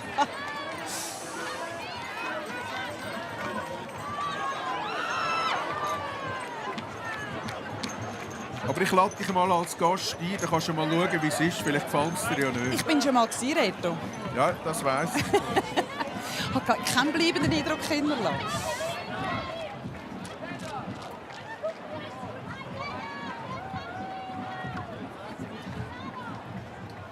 So, Schwammendingen ist unterwegs. Kommt uns entgegen. Das ist, glaube ich, eher einer der ganz jungen Zäuften. Das ist die 50-jährige. Der zweitjüngste Zauft, ja, richtig. Kommen aus Schwammendingen. Schwammendingen auch ein Quartierzauft. Und Schwammendingen am Stadtrand, eigentlich am äußersten Stadtrand. Am äußersten Stadtrand. Darum kommen sie auch in die Stadt. Sie haben ihre Residenz im Glockenhof, sind aber zuerst draussen im Quartier für den Mittag. Dann kommen sie runter für den Umzug und sind am Abend im Glockenhof. Also ich muss sagen, jede Zunft hat ihr eigenes Zunftlokal, wo man sich auch unter einem Jahr unter Umständen trifft. Aber wenn eben die Quartiere sehr abgelegen sind vom Stadtzentrum, ist man dann eben am 6 Leute selber manchmal dann für den Abend in einem Lokal eingemietet, sozusagen, wo dann eben im Stadtzentrum ist. Gell?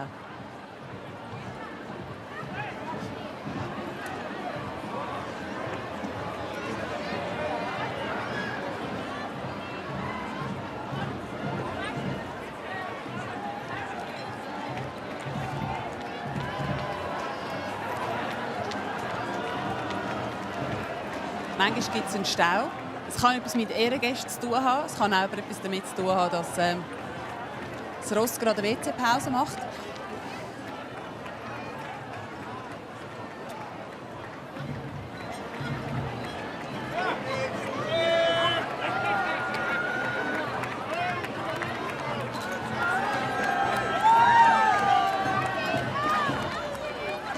Bei Ihnen hat Pascal Pauli, der Zauftmeister, dieses Jahr das letzte Mal als Zauftmeister einen Einsatz. Und wir werden ihn dann heute Abend dementsprechend besuchen. Sie haben das 50-jährige Jubiläum, die Musik, die wir hören.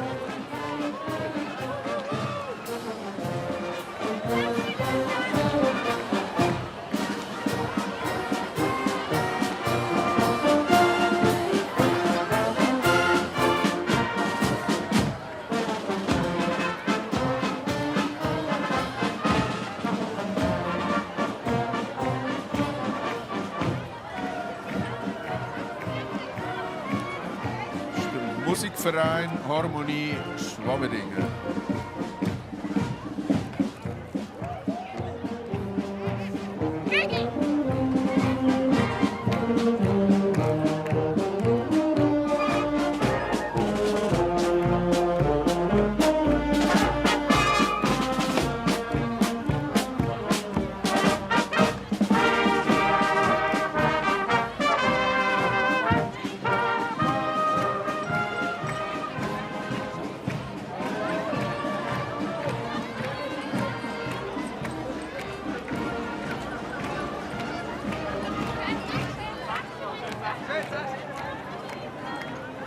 Die Schwammendinger dürfen dieses Jahr ihr 50. 6 Leute feiern. Zum 50. Mal dabei, Ja. gell?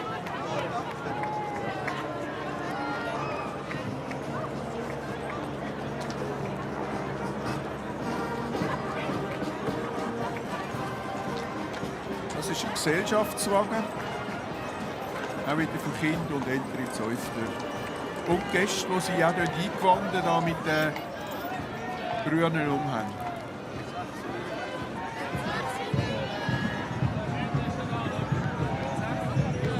Es gibt ja die einen sind Zäuft, dann gibt es aber auch Konststaffeln, es gibt Gesellschaften. Was ist da der Unterschied? Zu dem kommen wir nachher, wenn wir jetzt zu den Kunststoffen kommen. Da muss ja dort auch noch etwas erzählen können. Aber ich gebe dir dann gerne Antwort. Ja. Und das ist der Herzogenmühle. Das ist der Abschlusswagen von der Zauft Schwammendingen.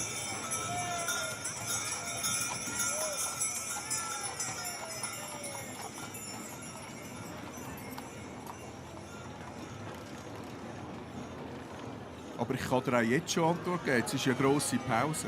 Jetzt machen wir aber sehr schnell eine Zuschauerfrage. Wir könnten eine Frage nehmen von den Leuten, die von daheim aus ihre Fragen stellen. Und zwar fragt Ursula Graf, hat jede Zunft immer die gleiche Musikgruppe? Wir haben jetzt da schon verschiedene gesehen. Oder wechseln die immer? Ist das eine langjährige Zusammenarbeit? Schon langjährige Zusammenarbeit. Zum Teil sogar seit Gründung sind die gleiche Musik dabei. Solange wie es geht. Das ist ein Zusammenspiel und das geht das ganze Jahr durch. Nach verschiedenen Anlässen hat man die Musik dabei. Das ist auch ein Teil vom Bild, vom äußeren Bild dieser Zunft. Also, die wechseln nie.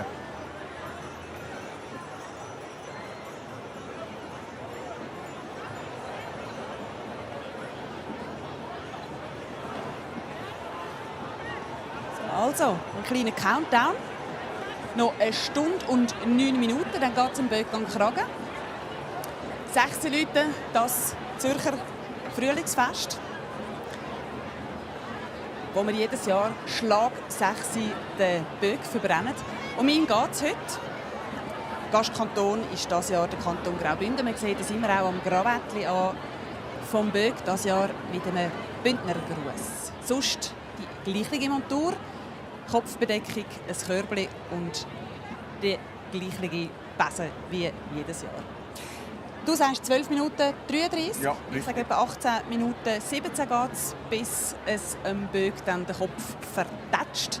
Der grösste Böller hat er im Hals. Wenn es den verjagt, gibt es einen grossen Schlussknall. Das ist dann meistens dann, wenn es ihm den Kopf verjagt. Wir stoppen die Zeit ab dem 6. Schlag vom St. Peter. Tippen Sie auch mit, wie lange geht es bis es ab dem 6.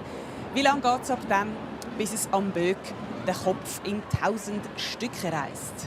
Je schneller es geht, so sagt 6 Leute Legende, desto schöner, besser, sonniger wird der Sommer. Wir hoffen also das Beste. Die ersten Vorboten mit Sonnenstrahlen heute auf jeden Fall sind schon mal ein gutes Omen, würde ich sagen. Dann sind die Schmieden unterwegs. Schmieden, und da werden wir ja sicher wieder ganz schöne Zugsordnung sehen von den Schmieden. Die Schmieden haben letztes Jahr einen super Anlass gefeiert, nämlich vom Gottfried Keller die Johannisnacht, und haben ein irrsinniges Theaterstück aufgeführt, das ich auch schauen konnte. Und das ist eine sehr aufwendige Geschichte, die da geleistet haben, und da muss man sagen, ganz geniale Sache, die da abliefern. Man sieht es nachher sicher noch, Sie liefern ja auch am Umzug eine rechte Performance, quasi das Schmiedenballett, das man muss können. Also das sind, du hast gesagt, da hat ja auch noch Schmiedenberufsleute darunter, und alle müssen ein bisschen schmieden, oder? Alle müssen schmieden. Also jeder, der auch aufgenommen wird, muss können schmieden und geht in eine Schmiede, die sie selber haben, muss dort abliefern.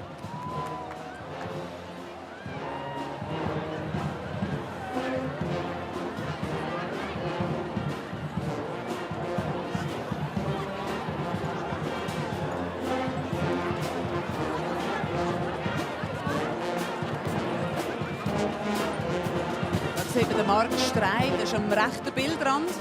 Ehrengast bei der Zunft. Der Marc Streit, Eishockey, Legende eigentlich, NHL-Pionier. Vielleicht sieht man ihn noch mal. Man sieht ihn auf jeden Fall dann bei uns später am Feuer vorne. Mit ihm reden wir dann auch, wie lange es geht.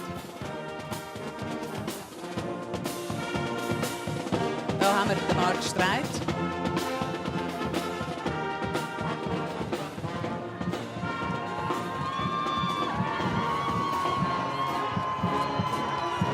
Eine grosse Zunft.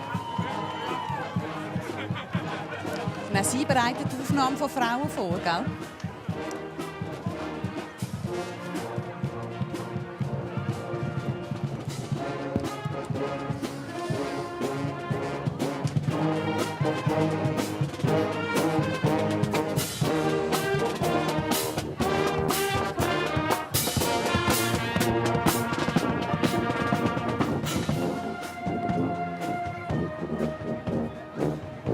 Das ist ja die Harmonie Agneswil, die wir hier hören.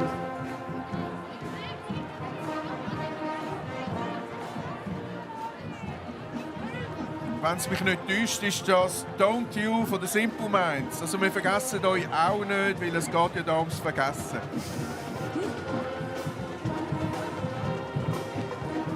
«Don't You Forget About Me» heisst der Song, genau. Und man sieht, sie bringen sogar Geschmiedenes mit, inklusive Werkzeug. tragen den Hammer den ganzen Tag um. 4 Kilo.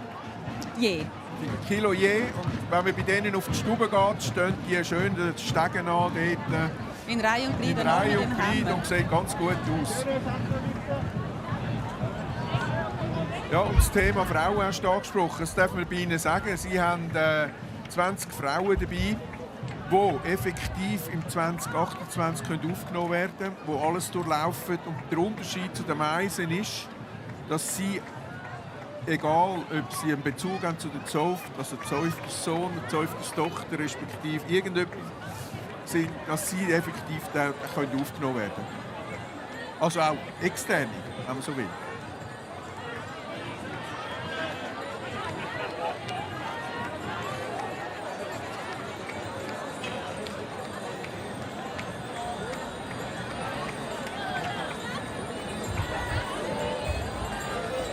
Und auch die müssen schmieden. Eben, dann machen alle mit, oder? Ja. Auch die Frauen schmieden. Bei ihnen ist es auch so, dass Aufnahmen am Sonntag vor dem 6 Uhr Leute sind. Also gestern Achtung, haben die jetzt Aufnahmen gehabt. Schmiedenballett. Dem sagt man Küferstreich. Respektive da wird geschmiedet, nicht Küferstreich. Und das Schmiedenballett gibt es nicht, das ist das Schneidern dann. Aber es ist eine Choreografie, weil sie müssen ja wissen, wer schlägt wann. Man sieht es jetzt gerade vom Amboss. Wenn es losgeht, gibt es einen Rhythmus. Hat ein bisschen etwas Ballettähnliches, gell?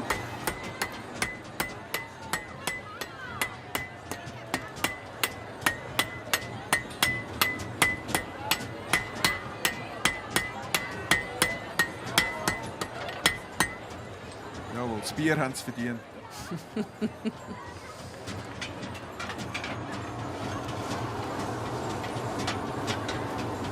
Ja, die heizen schon jetzt ein.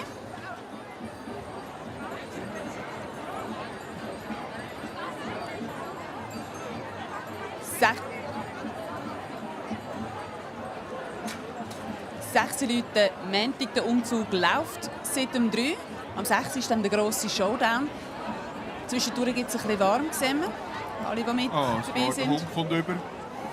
Alle können etwas trinken über. Wir hätten Zeit für eine Zuschauerfrage.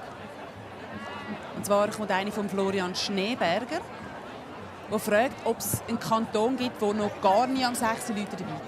Jawohl, Weißt du das gibt es. Es gibt sogar 2 Kantone, die noch nie waren. Einer ist Neuenburg und einer ist Jura. Also beides französischsprachige Kantone. Hat das etwas damit zu tun? Hat es Nein. gar noch nie eine Anfrage gegeben? Oder? In dem Sinn warten wir eigentlich darauf, dass die mal auch kommen. Das wird sich dann zeigen in der Zukunft. Ich hoffe schon, dass die mal kommen. Vielleicht kommen sie sogar noch, solange die Bundesrätin auch noch vom Jura ist. Das wäre natürlich genial. Also müssen sie ein bisschen Gas geben. Ja. Man weiß es nicht genau. Aber die sind auf jeden Fall noch nie dabei gewesen. Zauft Wittigen, die jüngste Zauft.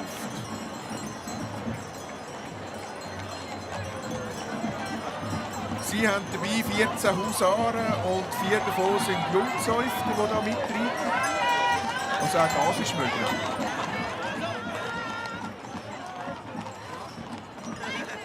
Wittigen ist auch ein Quartierzoft. Es ist ein Quartier, das auch eher am Rand der Stadt Zürich ist. Quasi Richtung Rapperswil rauf.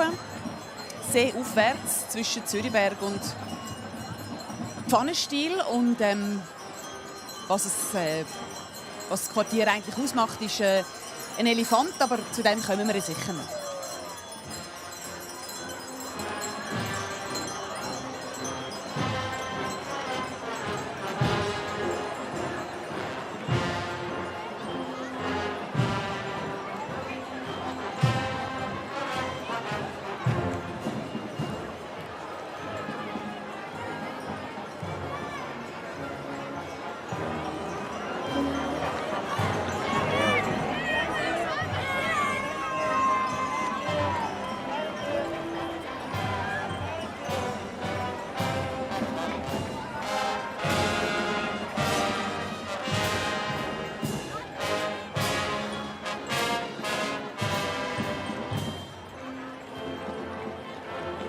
Ja, so die 4,5 Kilometer von dieser Strecke können, oder 4 Kilometer Umzug können schon ein bisschen anhängen, wenn man kurze Beine hat.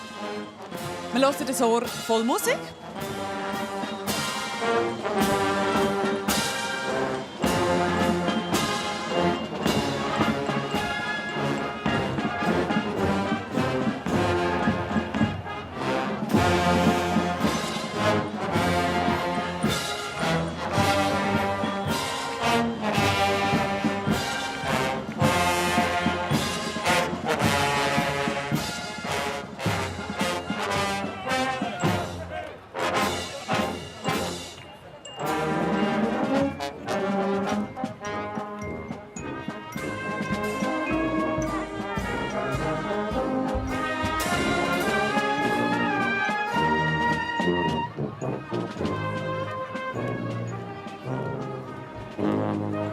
Grenadiermusik. Matthias Ackeret hat man gerade gesehen, der Journalistenkollege. Unter den Ehrengästen auch noch der Mario Fehr, aber den haben wir glaube ich gerade verpasst. Der Regierungsrat vom Kanton Zürich. Je nach Wetter ist man so froh um einen schönen Hut, oder? Gegen die Sonne, und bei zu viel Sonne gibt er dann auch schön warm.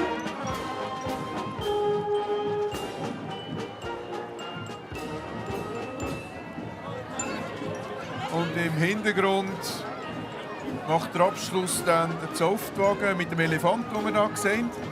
Und das ist eben, der steht ja eigentlich in Steinform im Elefantenbach, eben dem, was ich angesprochen habe, in Wittigen im Quartier. Und ich sage jetzt mal, jedes Stadtzürcher Kind, wie ich auch eins bin, ist wahrscheinlich irgendwann mal mit einer Schulreise bei diesem Elefant gewesen. Genau. Als Kind hat man das Gefühl, er sei wahnsinnig gross und mächtig. Wenn man als Erwachsener dann wieder mal dort ist er ein bisschen kleiner. Gehört aber fix zu dem Quartier Wittigen.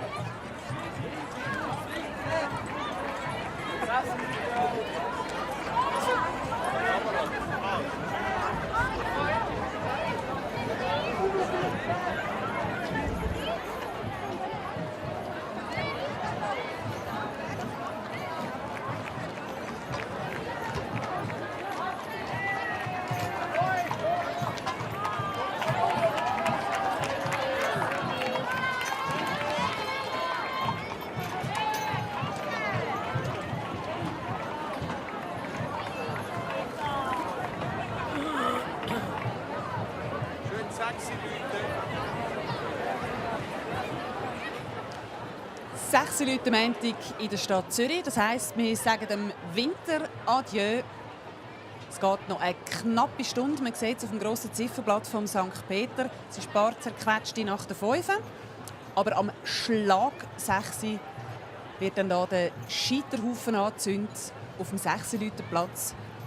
Und dann muss er daran glauben.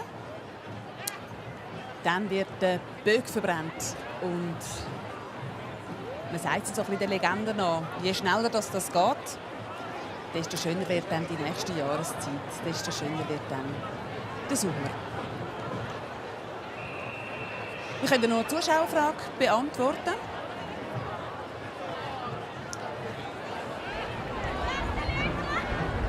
Die Zuschauer richtig Bögen schauen. Ein Herr oder Frau R. fragt, gibt es auch ausländische Gastregionen am 6. Juli? Zum Beispiel in ein deutsches Bundesland wie Baden-Württemberg. Zum Beispiel haben wir das schon gehabt. Das haben wir einmal gehabt, eine ausländische Gruppe. Das ist dann im Zusammenhang auch mit der nächsten Zauft, mit der Schiffflöte, wo man mit dem Schiff neu mit angefahren ist, nämlich nach Straßburg. Also das gibt es in dem Fall. Ja.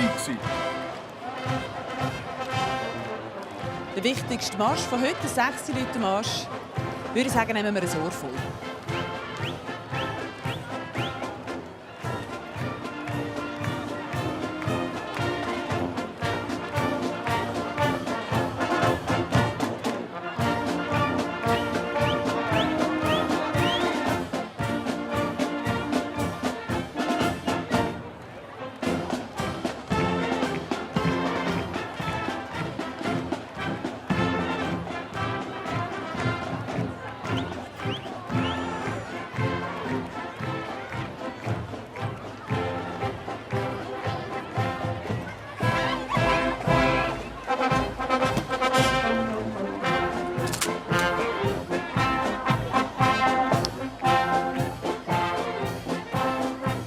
Hänger ist ein bisschen am Mitwippen hier in der Kommentatorenkabine, gell?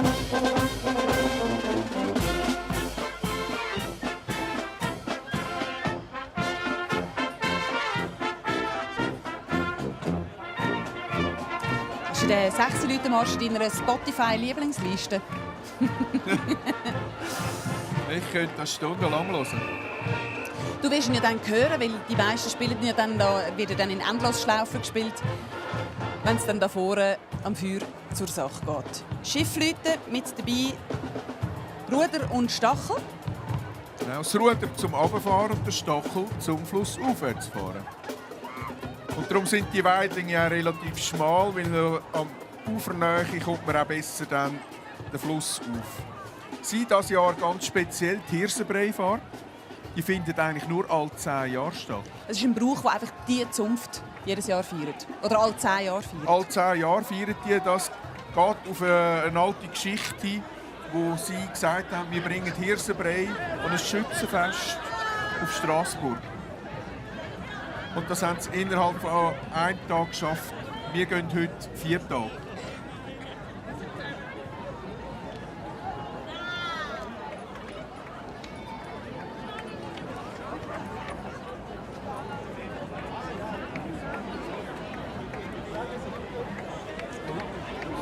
Das sind eben die, Entschuldigung, dass ich die unterbreche, das sind eben die, die den 6 Leute Marsch dürfen spielen. Wie dürft ihr da eigentlich lösen, wer darf spielen während dem Umzug? Das ist immer das 13. Früher hat das fast jede Zoff gespielt, eine Zeit lang. Ganz am Anfang gar keine, es war sogar noch verboten, das zu spielen. Erst am Feuer hat man es spielen. Und damit es nicht langweilig wird für Zuhörerinnen, Zuschauerinnen und Zuschauer, das hat man sich entschieden, dass man das effektiv nur noch mit dem 13 macht. Startnummer 13. Aber wir haben ihn vorher schon mal gehört, oder? Ja, wir haben schon mal, also eigentlich am Anfang hört man ihn ja. Und weil ja kein Spiel da war vom ZZZ, das das gespielt hat, ist es dann erst nachher gekommen, bei der Waag. Und von der Waag bis dahin sind jetzt halt 11 weitere Positionen gewesen, und jetzt haben wir ihn gehört. Das ist also eine fixe Formel. Es gibt nicht einfach, da gibt es keine, man darf nicht einfach den 6-Leute-Marsch einfach so spielen. Also alle müssen sich das merken. 19. August auf Zürich schauen, wie die Zunft zu Schiffleute dann abfahrt in der Limit.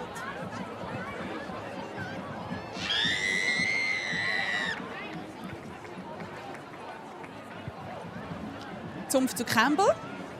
Zunft zu Campbell. Gehört zu der sehr alten Zunft. Sie haben dieses Jahr etwas ganz Spezielles, wenn wir dann ein bisschen gut schauen. Man sieht ihn am Hintergrund. Der Hans Waldmann, er ist aus der Gruft ausgestiegen.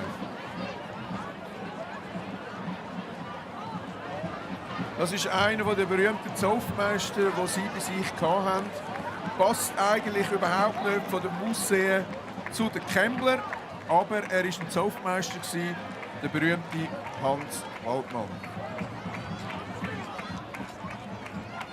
Heerführer und Bürgermeister. Stattliche Figur.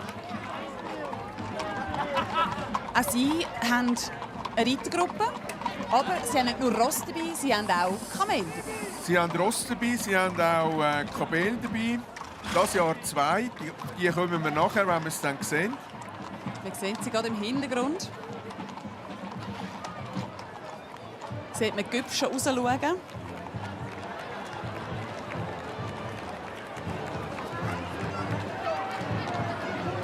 Zunft zu Campbell immer mit. Immer auch mit Kamel. Entweder ist das die Nara oder die Tari. Also so heissen die beiden Kamele.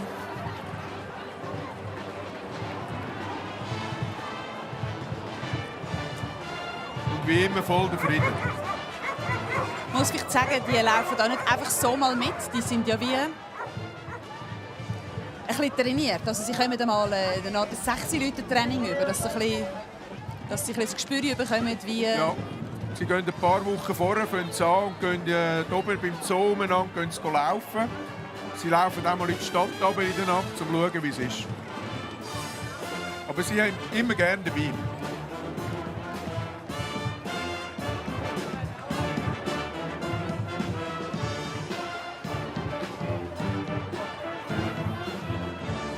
Die Kamel, das ist eigentlich für mich für Zürich Pazifik. Sehr Sie entschleunigend, Sie schauen einmal so rein, genau. voll easy.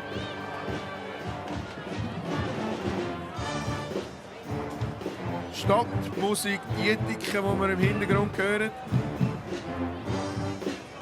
Ungesehen.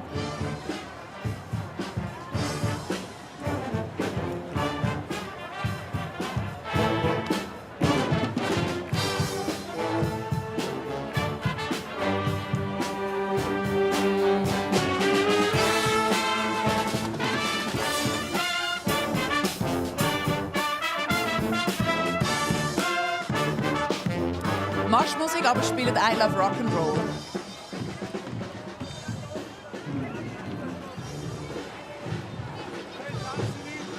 Hier der Zoffmeister mit den Gästen.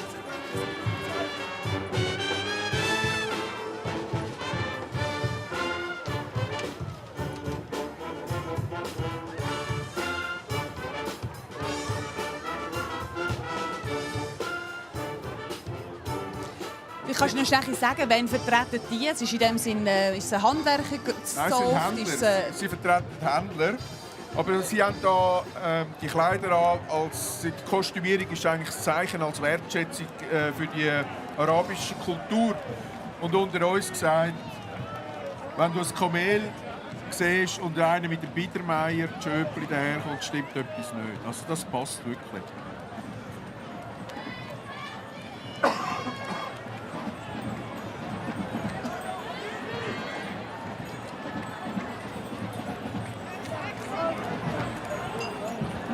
Dattelwagen, sie verteilen auch Datteln. Andere verteilen Äpfel, sie Datteln.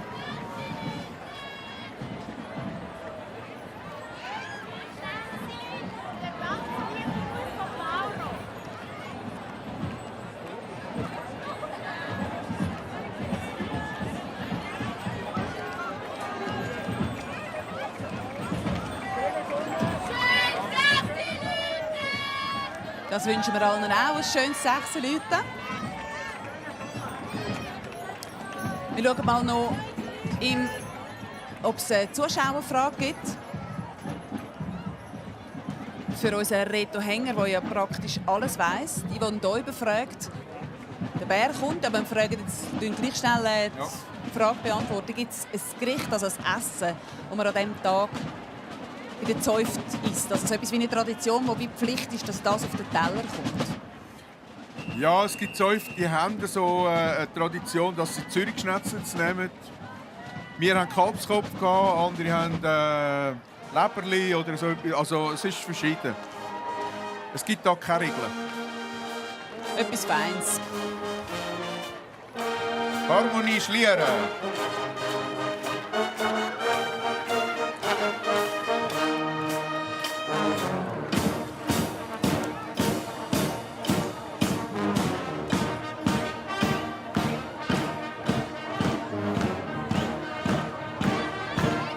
Beatrice Egli, auch Ehrengast.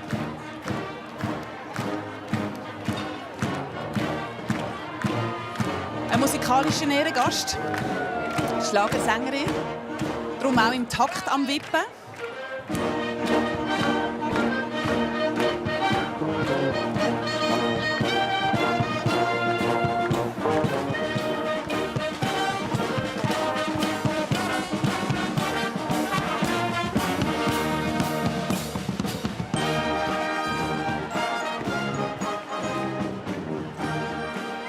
Aber einen fließenden Übergang kann eigentlich in die Zunft zum Wieder. Es ist auch super Musik und ich muss sagen, der Dirigent der bringt also alle in die Stimmung. Das ist geniale Musik. Und da sieht man die coole Marschordnung, die sie hier haben. Erinnert an die Mordnacht.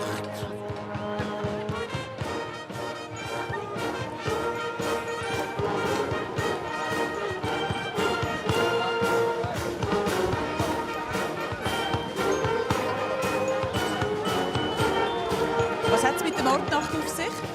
Die Mordnacht hat auf sich, dass sie in dieser Mordnacht, das war 1350, haben sie Zürich verteidigt und sind auf die Mauer gestanden und haben den Feind abgewehrt. Und der Rudolf Brun hat dann ihnen die Ehrenzeichen gegeben. Darum haben wir am Anfang den Bär gesehen.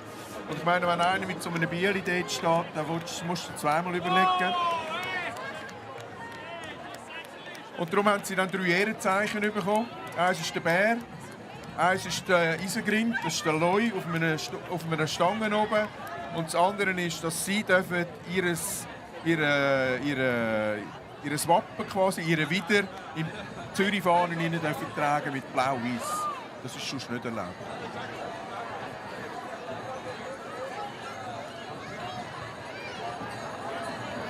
Sie ist ja eigentlich eine Metzgerzunft und sie hat noch sehr viele Metzger bei sich in der Zunft, aktive Metzger.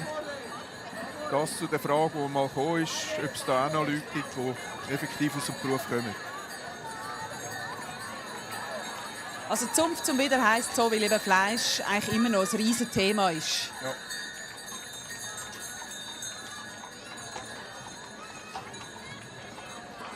Kalbsachsen Moschee, das ist die Schlachthalle, die wir in Zürich hatten. Dort, wo sie jetzt am Fahren ist sie 1962 abgerissen worden.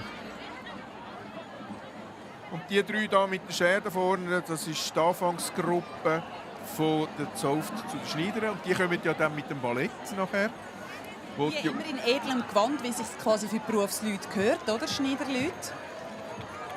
Und die, wie du sagst, die legen dann auch immer einen Auftritt her. Die hat mir als Kind auch immer gut gefallen, weil zum Grossvater immer den Hut weggenommen haben, wenn wir an der Straße gesessen sind. Hat immer Spass gemacht.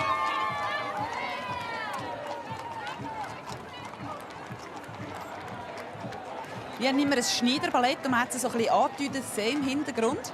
Immer mit einer Schneiderthematik. Entweder mit Scheren oder mit Nadeln. Und so wie es aussieht, sind es das Jahr große Knöpfe. Das Jahr ist es ein Knopf.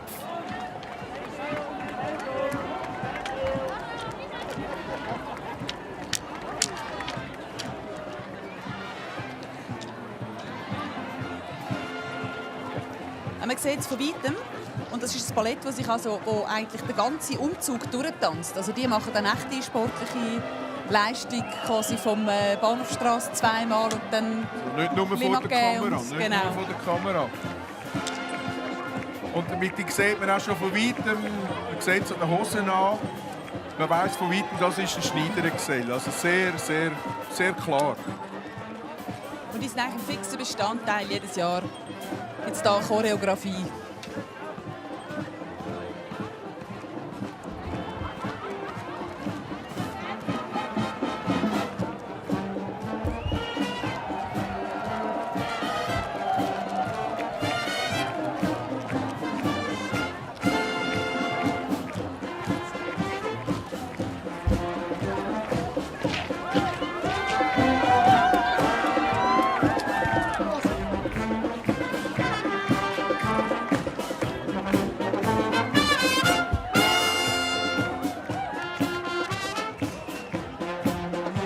Ballettlehrerin Manuela Metter hat das mit den Gesellen hier einstudiert.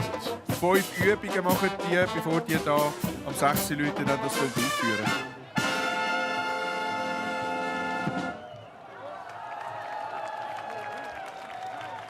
Bravo.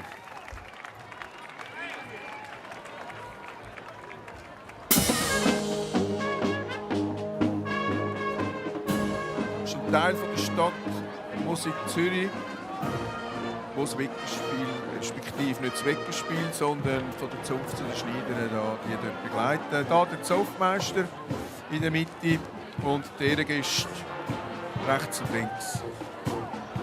Dann ist Hedlin Budlinger, Seko-Chefin.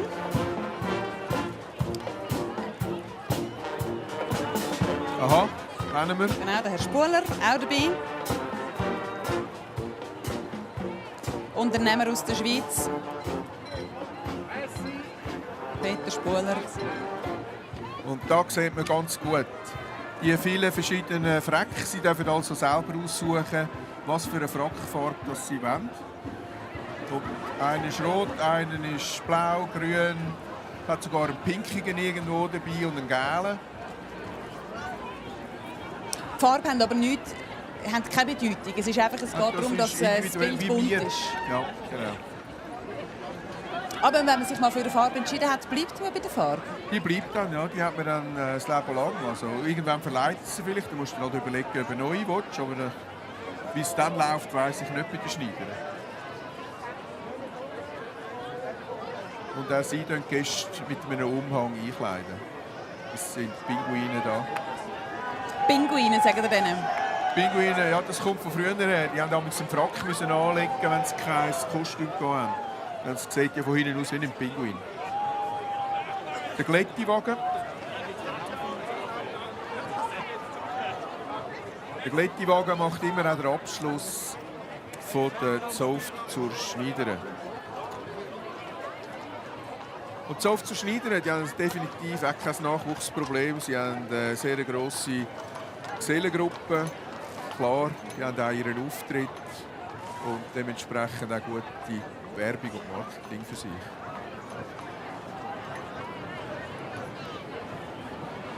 Glättiwagen sagt Adieu und wir könnten ein paar Zuschauerfragen beantworten. Man sieht, wie Zürich heute in der Frühlingssonne strahlt und Deborah Röthlin will wissen, welche Anlässe haben Zürcher Zäuft ausser dem 6 Leuten, also unter einem Jahr. Was feiern ihr da sonst noch? Extrem viel. Also stressig, so ein Zäuftigsjahr? Ja, stressig nicht. Im Gegenteil, ist ja eigentlich schön. Wir haben Martini-Mal, das ist immer so im November zur Martini-Zeit. Dann gibt es einzelne Bötter, die wir haben. Das sind sogenannte Stämme, wo man sich trifft, für einen Vortrag, wo man gemeinsam macht. Man macht einen Sommerausflug oder einen Herbstausflug mit den Frauen und den Kindern. Dann das auch sehr familiäre Ausflüge. Jede Zunft hat sich individuell, andere gehen 2 Tage weg. So ist eigentlich das Zunftjahr sehr ausgeglichen. Ich würde mal sagen, man hat fast jeden Monat hat man etwas. Es ist ziemlich ausgefüllt. Man hat immer wieder ein bisschen, man sieht sich immer wieder. Aber man muss nicht gehen. Man kann gehen, ist freiwillig. Aber eigentlich, es gibt nicht nur 6 Leute für uns. Der Fabio Marucci will wissen, kann man von einer Zunft in die andere wechseln? Hat es das schon gegeben? Das ist eine sehr gute Frage. Nein. Gute Frage, schnell beantwortet. Nein. Warum nicht? Ja, das ist wirklich wie soll ich sagen, ein ungeschriebenes Gesetz. Das fängt schon früh an. Wenn man sich bei einer Zunft bewirbt, dann darf man sich, und wenn man abgelehnt wird, darf man sich nicht mehr oder nie mehr bei einer anderen Zunft bewerben. Das ist ungeschrieben oder das ist geschrieben? Das ist ungeschrieben. Zum Teil ist auch geschrieben, wenn man in einer Zunft ist oder war, dann kommt man nicht in eine andere rein. Das ist geschrieben. Das hat man in den Satzungen rein. Wir haben das zum Beispiel bei unserer Satzung jetzt drin, bei den anderen weiss es nicht, aber man weiss es, der kommt dann aus einer anderen Zunft, der will in eine andere, das gibt es eigentlich nicht. Man ist ja vielfach auch familiär verbunden, dann ist sowieso kein Thema. Der Thomas Eichelberger will außerdem wissen, wer bestimmt die Reihenfolge am Umzug. Über das haben wir jetzt dieses Jahr gar noch nicht so geredet. Da gibt es im November eine Auslosung, wo man sich so vorstellen, wie wenn es um eine Fußballzuordnung geht, langt man in einen Topf rein, nimmt das Nummerli raus und das Nummerli bestimmt dann schlussendlich die Reihenfolge. Es gibt 3, die festgelegt sind. Das ist das 1, das 13 und die letzten. Genau. Das sind also die mit den grössten Ross. Das sind die mit den grössten Rossgruppen. Also die wechseln auch? Die wechseln auch. Aber man ist dann mit diesen grossen Rossgruppen, man ist mal Anfang, man ist mal Mitte, man ist mal Schluss. Aber man ist nicht irgendwo? Man ist nicht irgendwo. Genau. Die wir jetzt hier mit der Ross sehen, eine kleine Reitergruppe, die reiten gerade von ihrem Zunfthaus durch. Das ist nämlich die Zunft zu den Zimmerleuten. Und da haben sie das Zunfthaus in Miniatur geschultert. Das Zunfthaus im Holzformat. Das ist eine Holzbrücke. Sie haben viele Zimmerleute bei sich und die haben dann die Holzbrücke quasi gesehen, haben die einmal gemacht und die tragen sie als mit. Das ist die Holzbrücke. Und im Hintergrund ist das Zunfthaus, ja.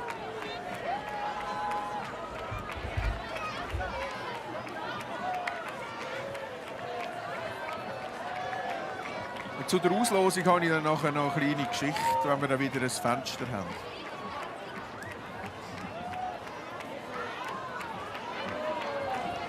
könntest du eigentlich jetzt zuschlagen mit dem Feisten. Kann ich auch jetzt schon machen. Also es gibt eine Zoft, das ist die Zoft von der Gerber und Schuhmacher. Die haben sich vereint, von zwei zu einer Zoft. Die dürfen auch 2 Lösli ziehen. Aha. Und jetzt dieses Jahr war eine Geschichte, da hat der eine ins 24 gezogen, also der drittletzte quasi. Und nachher ist dann der zweite gekommen und hat dann die zweitletzte Nummer gezogen. Das ist eigentlich nicht das, was sie gerne wollen. Sie würden gerne irgendwo zwischen dem Der ersten 12. Hälfte in der ersten Hälfte sein. Genau. Also total Pech. Lachen natürlich Doppeltes auch. Pech. Ja.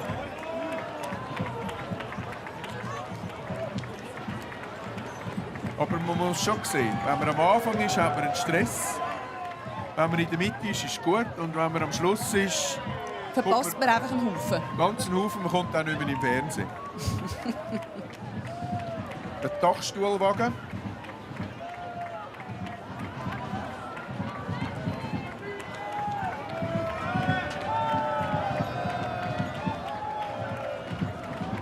Also die Aubrücke über Glatt ist das.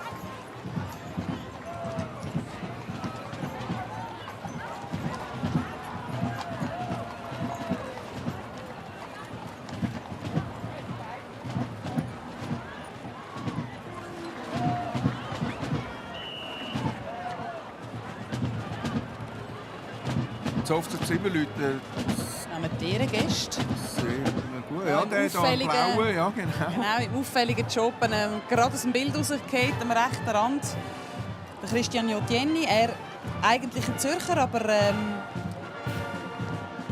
Bürgermeister, Gemeindepräsident von St. Moritz und heute quasi auch in einer Doppelrolle da. Also vom Gastkanton, aber selber ein Zürcher.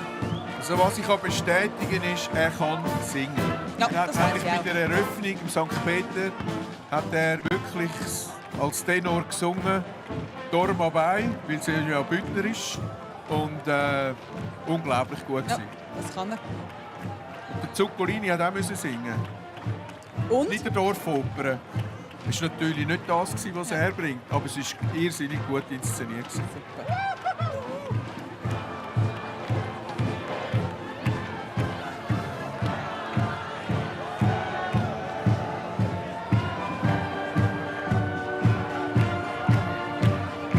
Musikverein Harmonie Urdorf.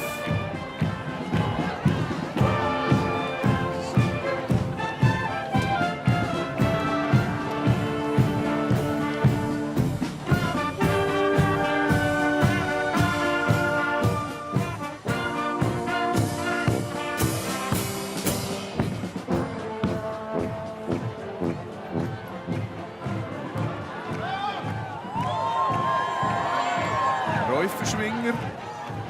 Das heisst, was macht er? Er hat das Gläschen Rotwein drin. Wenn er es richtig macht, dann geht es nicht raus und es gibt nicht eine Mohrerei. Aha, jawohl. Und dann gibt er das Glas, entweder er trinkt es selber oder dann gibt er es weiter. Und er nimmt einen Schluck und zeigt es nochmal allen, wie es funktioniert.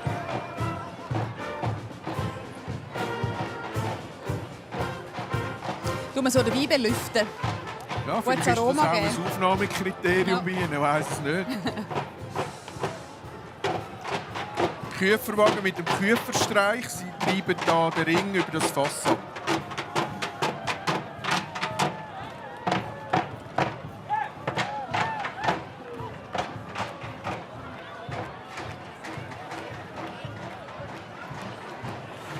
So, und jetzt kommen die Kunststaffeln. Und jetzt gibt es kein Entrina Reto. Jetzt will ich wissen, was ist der Unterschied zwischen der Konststaffel oder der Gesellschaft und der Zunft? Also Kunststaffeln, das ist eine Gesellschaft. Sie sind eigentlich der Ursprung von dem Ganzen, was mit Zäuft zu tun hat. Das ist 1336 geschuldet. Rudolf Brun hat zum Sturz von der Ratsherren hat er Zäuft gebildet, Handwerkszäuft, hat die grössten genommen, hat die 13 Zäuft gebildet, kleinere Handwerke dazu getan, dann hat er seine 13 gehabt. Und sie als Kunststaffler haben dann in dem Sinne als Gegengewicht zu der Zäuft auch ein Stimmrecht gehabt. Und Rudolf Brun, wenn es Patzé war, dann nachher hat er können sagen, ich bin für die oder ich bin für die. Rudolf Brun, der erste Bürgermeister von Zürich, und Sie laufen gerade vor Ihrem eigenen Zuchthaus vorbei zum Rüden. Also man hat gesehen, der rote Rüd im Wappen.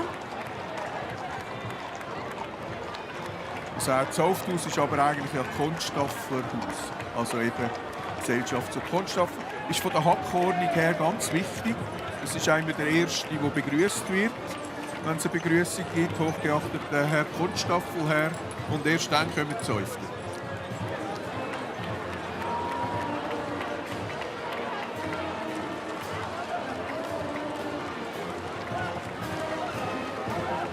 So, es geht noch ziemlich genau eine halbe Stunde, bzw. noch 29 Minuten, bevor wir den Böck davor am 6-Leuten-Platz anzündet. Sie können immer noch mittippen. Es gibt auch etwas zu gewinnen.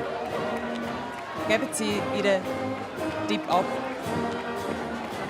Bei Ihnen sieht man auf Ihren Umhängen den Rüden, den roten Rüden.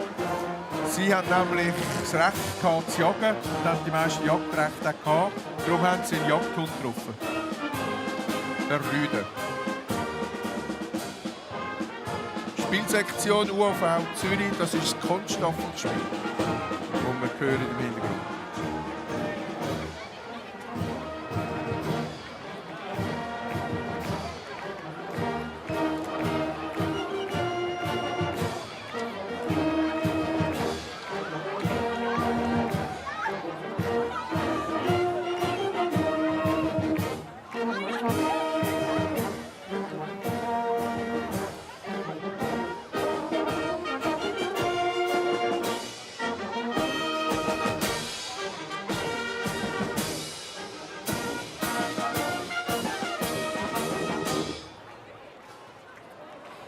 Das Gesellschaftszug Konstaffel läuft an Ihrem Gesellschaftshaus vorbei. Habe ich es richtig gesagt? Jawohl, genau, so ist es. Falls Sie Ihre Zunft verpasst haben, können Sie nachschauen auf srf.ch/play.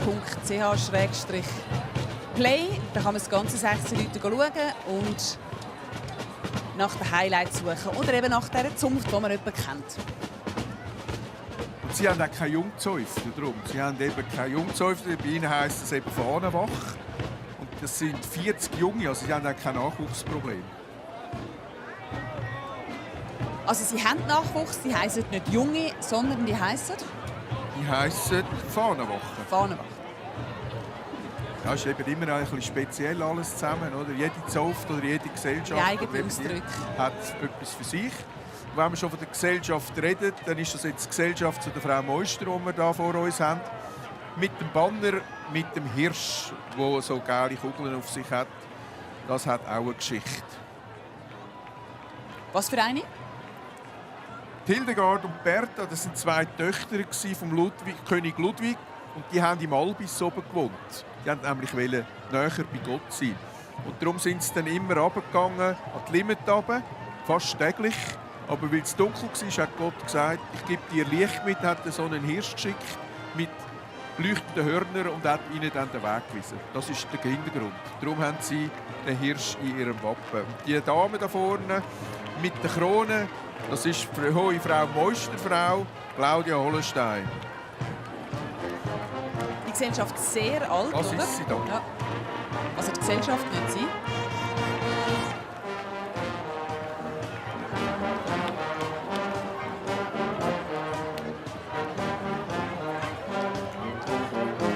Heute ist die Gesellschaft zu Frau Münster ehrt, eigentlich posthum Frauen, die irgendwie beruflich grosse Leistungen erbracht haben oder für Zürich irgendwie wichtig sind, was Innovation so angeht.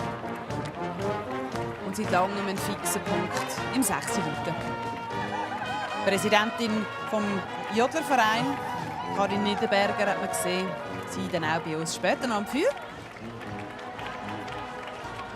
Die hat man natürlich gehört, selbstverständlich. Und das ist das Spiel von der Frau Meusterfrauen. Das ist die Frauenmusik ad hoc. Hauptsächlich aus Frauen bestehen natürlich.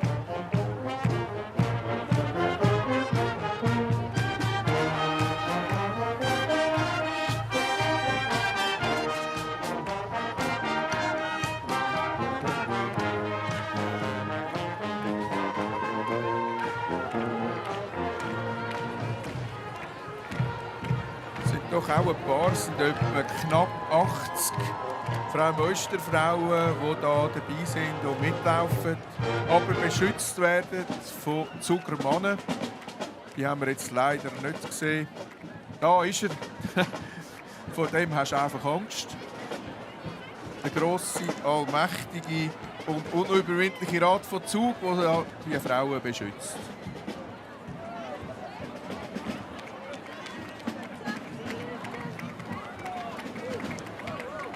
Was hat dann Zug damit zu tun?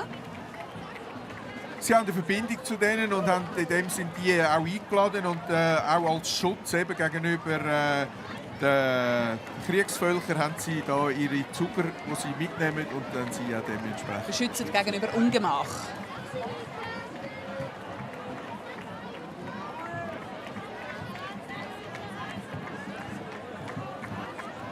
Ihr Zuhause ist das Buralak in Zürich. Da ist der mittelalterliche Wagen, das ist der Schlusswagen von der Frau Meisterfrauen.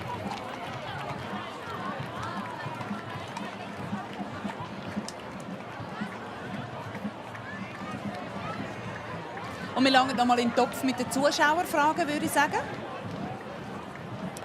Der Harry Burgermeister hat eine Frage geschickt. Ihm sei aufgefallen, dass es keine Zunft gibt mit einer medizinischen Bezeichnung. Also, er vermisst so ein bisschen Zunft, die sich auf Ärzte beruft oder Ärztinnen. Weil sie ja schließlich auch Zunft geben mit Schneider. Also gibt es keine ärztliche Zunft. Es gibt keine ärztliche Zunft, das ist richtig. Aber bei den Schmieden, Zunft zu den Schmieden, dort sind die Ärzte drin. Das ist auch der Ursprung von der unserer Universität in Zürich. Die ist gemacht worden oder respektive gegründet worden mit der Gesellschaft zum Schwarzen Garten. Und das sind Mediziner, darum haben sie dort auch eine Schlange in ihrem Wappen rein. Also, sind gewissermaßen gleich vertreten. Es ist, wie der Rudolf Brun das gemacht hat, er hat verschiedene Handwerke zueinander da und dann sind die Ärzte zu den Schmieden gekommen, obwohl die eigentlich gar nichts miteinander zu tun haben. Ich meine, ja. Knochenschlosser vielleicht? Knochenschlosser, ja, genau. Uhrenmacher hat auch nicht unbedingt etwas mit den Schmieden zu tun, aber die sind dort auch vertreten. Nathalie Rickli aus dem Regierungsrat vom Kanton Zürich auch dabei. Und ein häufiger Gast am 6. Zunft zu Safran.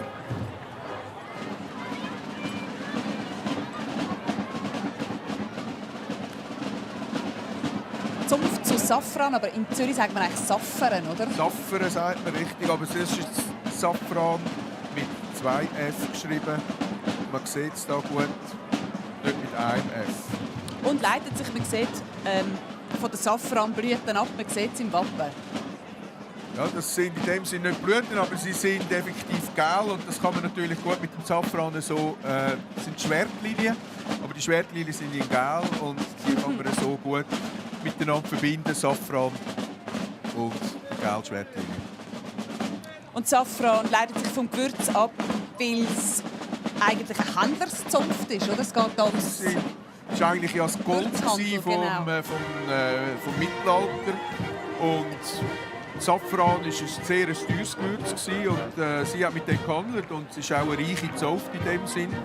Und Kaufleute und alles, was sie verbinden. Harmonie Helvetia Horgen.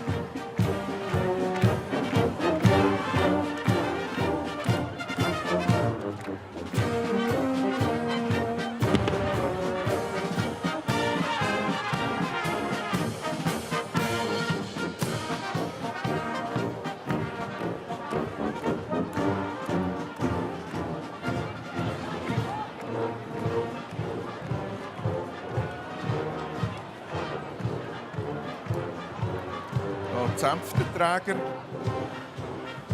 Die wissen auch, was sie gemacht haben nach einem Tag.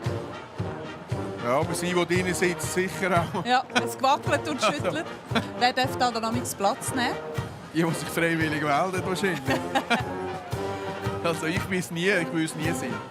Schau mal, wie das tut. Ja, man muss schwindel- und schwindelfrei sein, genau.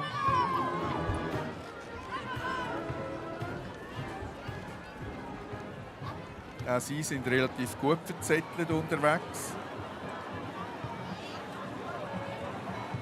Wer schaut damals, dass so ein bisschen, die Leute beieinander bleiben? Hat es Leute, die so ein bisschen büscheln? Eigentlich ist ein Zuggeschäft da, wo schaut, dass alle ein bisschen beieinander bleiben, weil es gibt auch gegen hinten wieder Verzögerungen, wenn sie sich auseinanderziehen. Gut, es kommt natürlich dann jeder zum Genuss von einer einzelnen Aufführung, aber effektiv sollte man ein bisschen in der Gruppe bleiben. Für das gibt es auch jedes Mal nach dem 6 Leuten quasi ein Debriefing, wo wir dann das auch wieder thematisieren.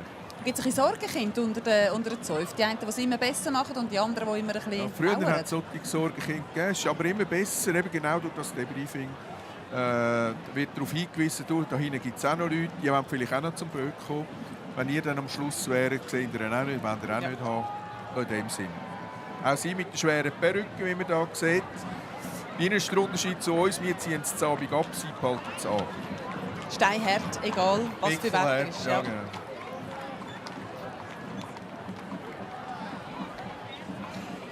Ja, das Nähe, das zieht die Leute langsam Richtung 6 Leute Platz führen. Es geht noch knapp 20 Minuten, bevor wir da am Böck Feuer unter dem Hosenboden machen. 19 Minuten geht es noch, sagt der St. Peter. Und nach dem richten wir uns ja nämlich auf den 6. Schlag.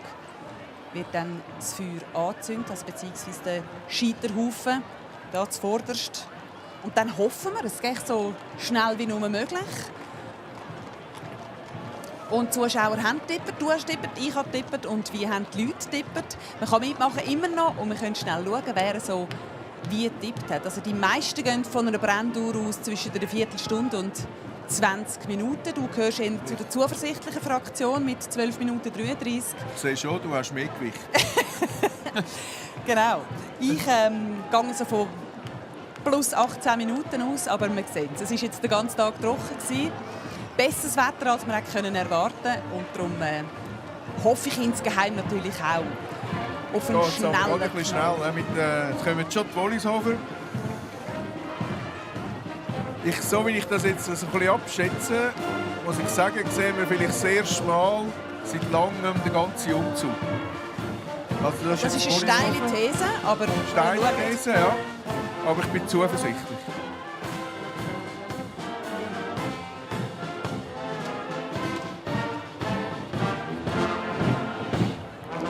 Musikverein Oberrieden.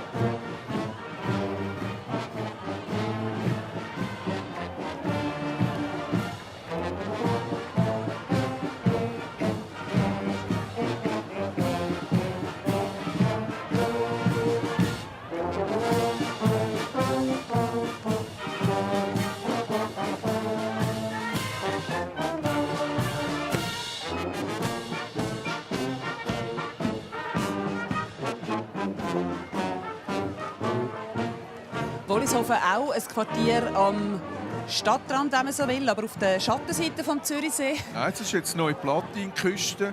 Genau. Ich rede vom Wetter und du vom Geld, gell? Und das sind ja Bauerngewänder, die sie hier haben. Und die Blumen, die sie oben drauf haben, die sind also alle echt. Die werden jeden 6 Leute am Morgen werden die frisch dann gemacht und müssen durchheben bis am Abend.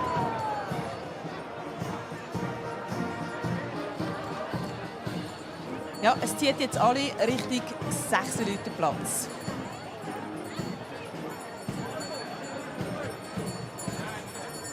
Da der Lustwagen, der macht eben Lust, auf dem Wagen mitzufahren.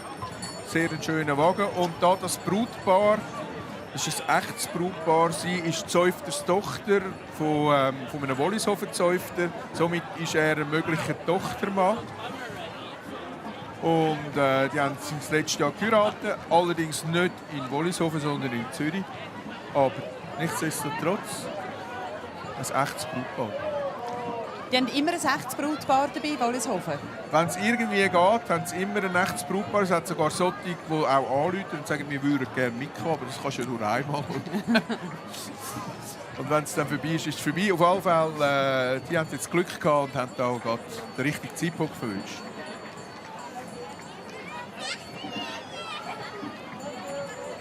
Selbst die Kleinsten können noch mitmachen. Das ist auch anstrengend. Ja, mit kurzen Beinen ist dann so eine Strecke von gut zwischen 3 und 4 Kilometern durch die Innenstadt von Zürich schon eine rechte Strecke. Und da kann man eben manchmal auf so einem Wagen ein Päuschen machen. Das Brutfutter, das ist einfach das, was sie mitbringt in die Ehe.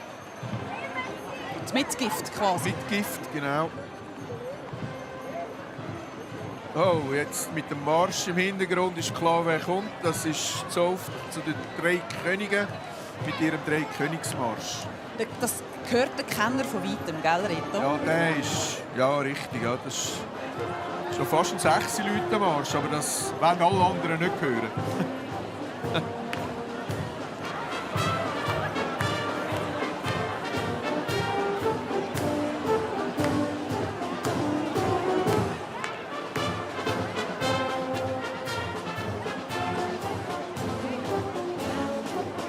Da sehen wir die 3 Könige.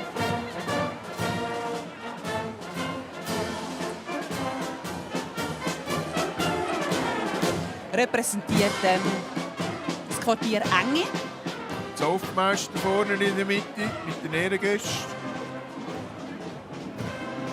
Und das Spiel, das wir hören, Harmonie Ladischwil.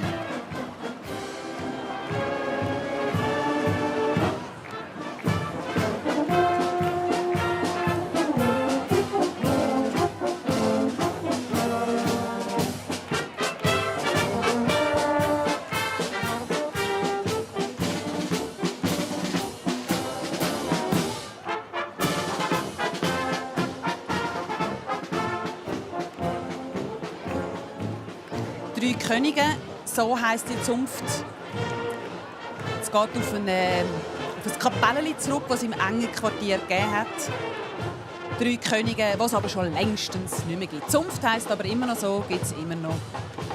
Jedes Jahr dabei, am 6. Leuten. Du bist sehr gut informiert. Und dokumentiert. Danke, Reto. Ja, bitte.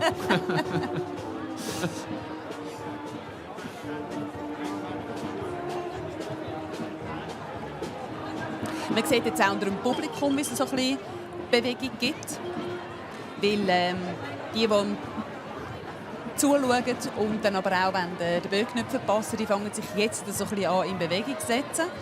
Natürlich nicht die Platz haben am vordersten. Die bleiben bis zum Die bleiben Schluss. bis zum Schluss, genau. Aber man sieht im Hintergrund, wie sich so langsam die Leute anfangen, Richtung 6 Leute Platz zu bewegen.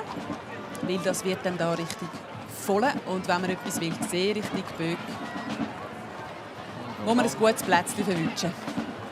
Landauer und dann kommen die Kindergruppen hinten dran, respektive die Mädchengruppe. Da sieht man schon, wie sich es füllt auf dem 6 Leute Platz. Die Mädchengruppe. Das sind nur Mädchen, ja. Und jetzt kommen die Buben, die kleinen Kadetten. Weil sie haben ja auch eine enge Verbindung zu der Neptun, zum Kriegsschiff, zum einzigen Kriegsschiff auf dem Zürichsee, respektive es hat glaube ich mal 2 gegeben. Und dann mit dem Kriegsschiff haben sie ja Rapperswil angegriffen und das sieht man da auch gut. Ganz schönes Schiff, respektive ein schöner Wagen mit echten Mörsern drauf und ihrem eigenen Schweizer Örgeli-Spiel. Schweizer Örgeli-Spiel.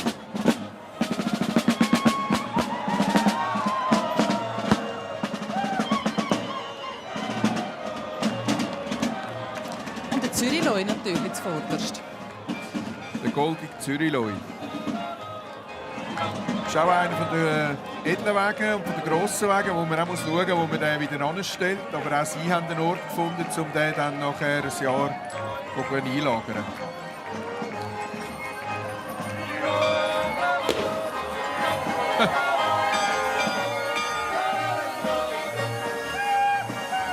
Also sie schon ein bisschen einheizen, was Klopfen und Tätschen angeht, bevor es dann wirklich ernst gilt. Eine wunderbare Feierabendssonne jetzt. Und schon kommt Zoft St. Nikolaus. Die Reitergruppe, die haben auch den letztjährigen Sternritter gewonnen. Es sind sehr erfahrene Reiter, auch viele Reiter. Mittlerweile sind es etwa 4 oder 26 Reiter. Nein, es sind 24, weil gestern am Kinderumzug haben sie auch Kinder dabei gehabt mit effektiv 26 Ross und Pony. Also eine Riesengruppe. Und der Nachwuchs ist bei denen definitiv gesichert, ob sie jetzt Reiter sind oder Zäufter sind. Eine grosse Zunft. Eine grosse Zunft. Auch eine Quartierszunft, die zwar St. Nikolaus heisst, aber eigentlich das Quartier Seebach repräsentieren. Oerlikon, also auch ein Quartier am Stadtrand, Richtung Flughafen. Und auch eher eine junge Zunft, oder? Auch eine junge Zunft.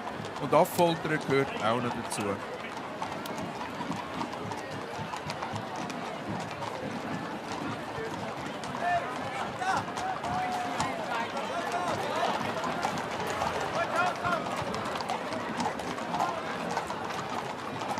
Das sind Kiburger Dragoner.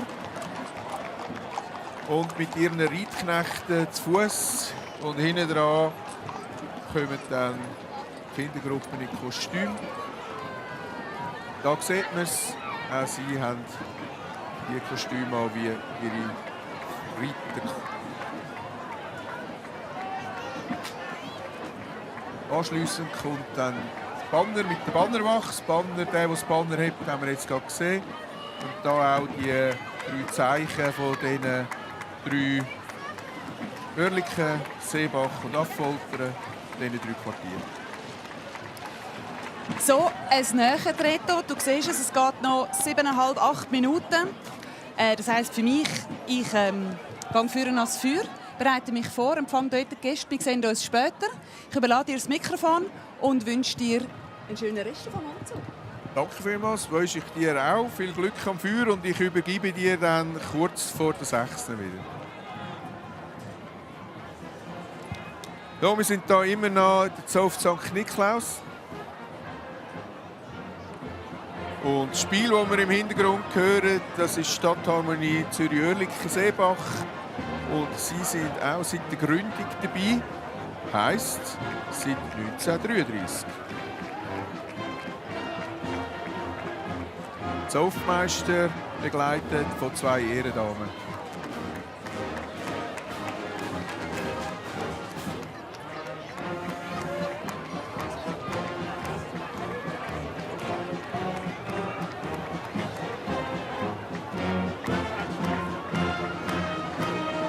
Das sind vornehme Zürcher mit ihren schönen Gewändern und anschliessend eben die Stadtharmonie Zürich. Hören wir mal zuhören.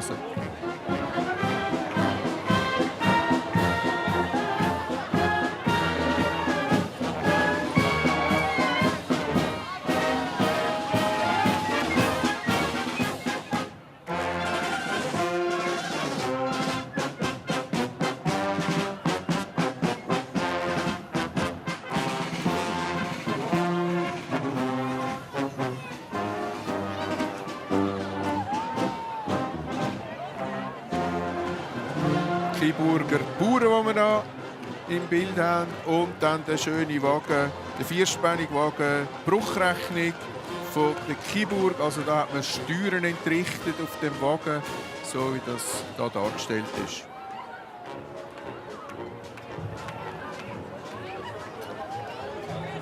Torwache und Kiburg spielen effektiv ein grosses Thema. Dann kommen die Zunftanwärter und anschliessend noch die persönlichen Gäste.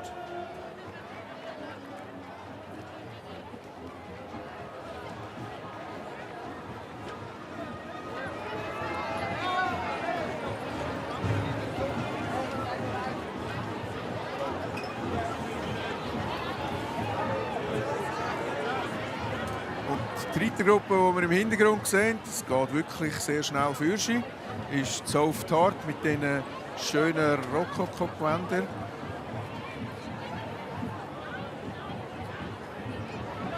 Dame im Damensattel. Ich bin nicht ganz sicher. Und somit darf ich jetzt gerade weitergeben an Cornelia Bösch. Du kannst übernehmen. Schön 6 Leute wünsche ich allen und viel Spass beim Böck verbrennen. Danke vielmals. So, ja, es geht tatsächlich nur noch wenige Augenblicke. Der Showdown nähert, wenn man so will. Das heisst, für Sie, liebe Leute daheim, die auch immer Sie 6 Leute schauen, ist jetzt so etwas wie die letzte Gelegenheit, um noch mitzutippen, wie lange geht es, bis es ihm den Kopf verjagt. Unserem Bündner Böck am 6 Leute 2026. Tippen Sie mit, wer am treffsichersten ist, dann winkt ein schöner Preis. Der beste Tipp gewinnt einen Gutschein im Wert von 1000 Franken für einen Aufenthalt im Pradas Resort in Briegels. Sie übernachten in einer neuen Ferienwohnung direkt am See, genießen Wellness und ein vielfältiges Freizeitangebot. Ob Sie gewonnen haben, erfahren Sie am Schluss der Übertragung. Viel Glück! Also, es geht nicht mehr lang, noch wenige Augenblicke und dann geht es dem Kerl da oben am Kragen. Felix Boller, 6-Leute-Chef, wenn man so will. Wie bist du zufrieden mit dem 6-Leute 2026? Es war grossartig. Vom Wetter her, von den vielen Leuten, von den Zuschauern, einfach wirklich schön. Wir haben ja schon einiges erlebt. Wir haben ihn schon nicht angezündet, es hat ihn schon fast vom Sockel gewindet. Es ist schon rekordlang gegangen. Was denkst du, was haben wir dieses Jahr für einen Ausgang? Das Jahr wird es perfekt laufen. Ich schätze 22 Minuten 00. 22 Minuten, also so zuversichtlich bist du gar nicht. Ein bisschen vorsichtig, genau wegen dem Wind, den wir haben im Moment. Genau.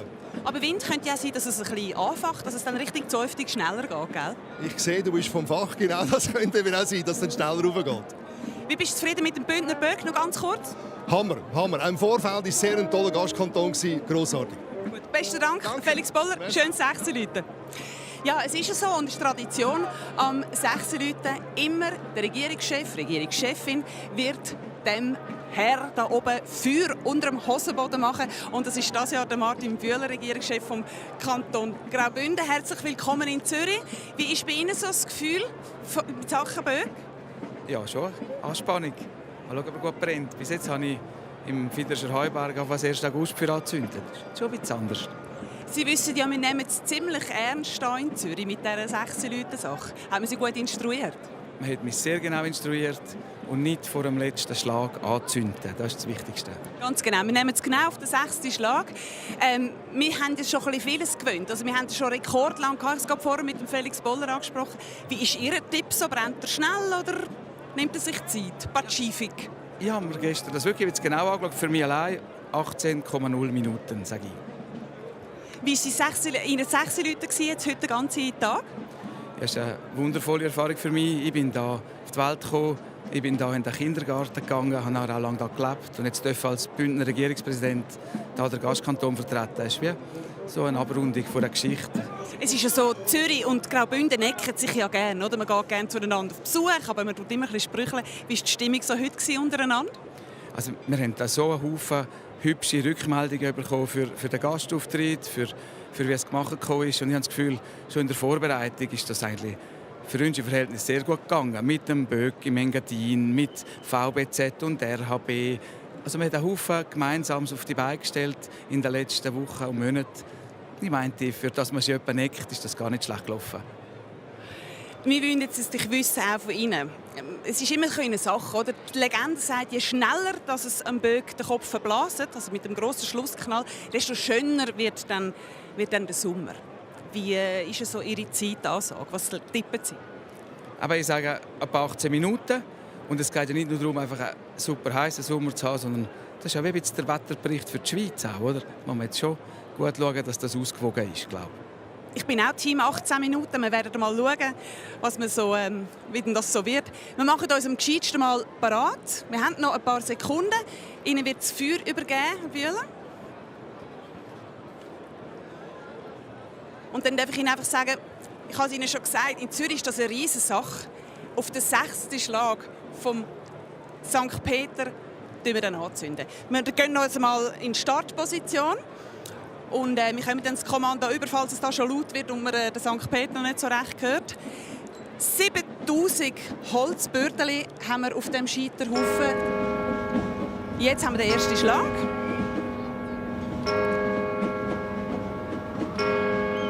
Der 5. sind sie bereit. Und jetzt anzünden. Voilà.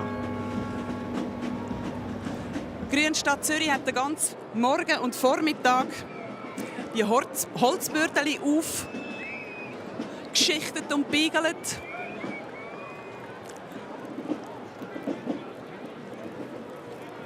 Der Martin Bühler, denkt es mir, hat das gemacht, als würde er das jedes Jahr machen.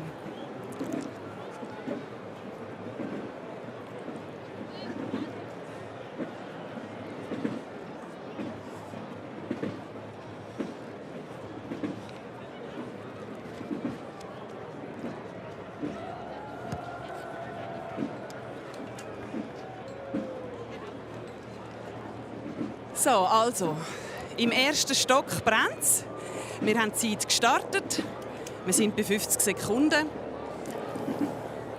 Und im Moment geht es säuferli. Es geht ein leichter Wind, das kann helfen. Es hat den ganzen Tag nicht geregnet, das heisst, das Holz ist einigermaßen trocken.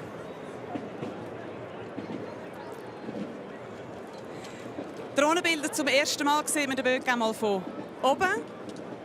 Der 6-Leute-Platz ist gefüllt. Und ich darf den ersten Gast hier am 6-Leute-Platz begrüßen, Armand Orlik, Schwingerkönig. Wie war 6 Leute bis jetzt?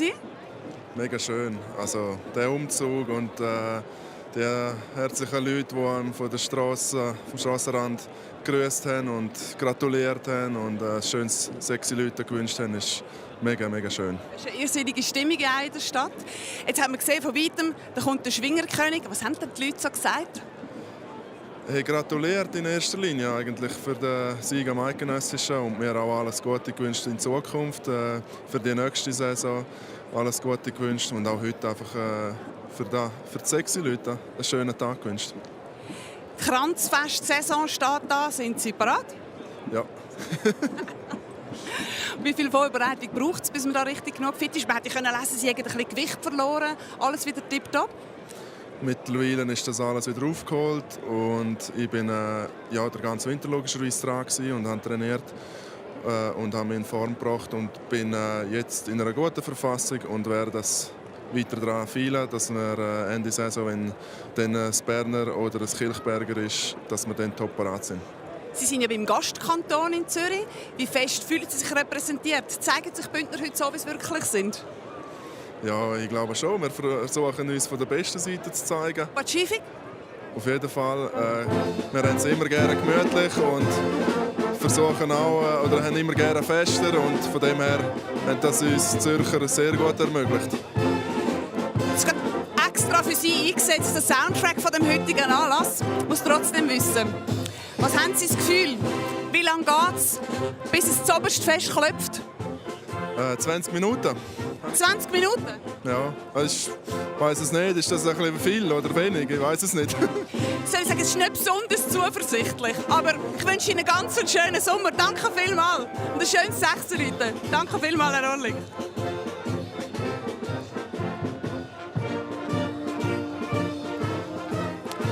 So, man sieht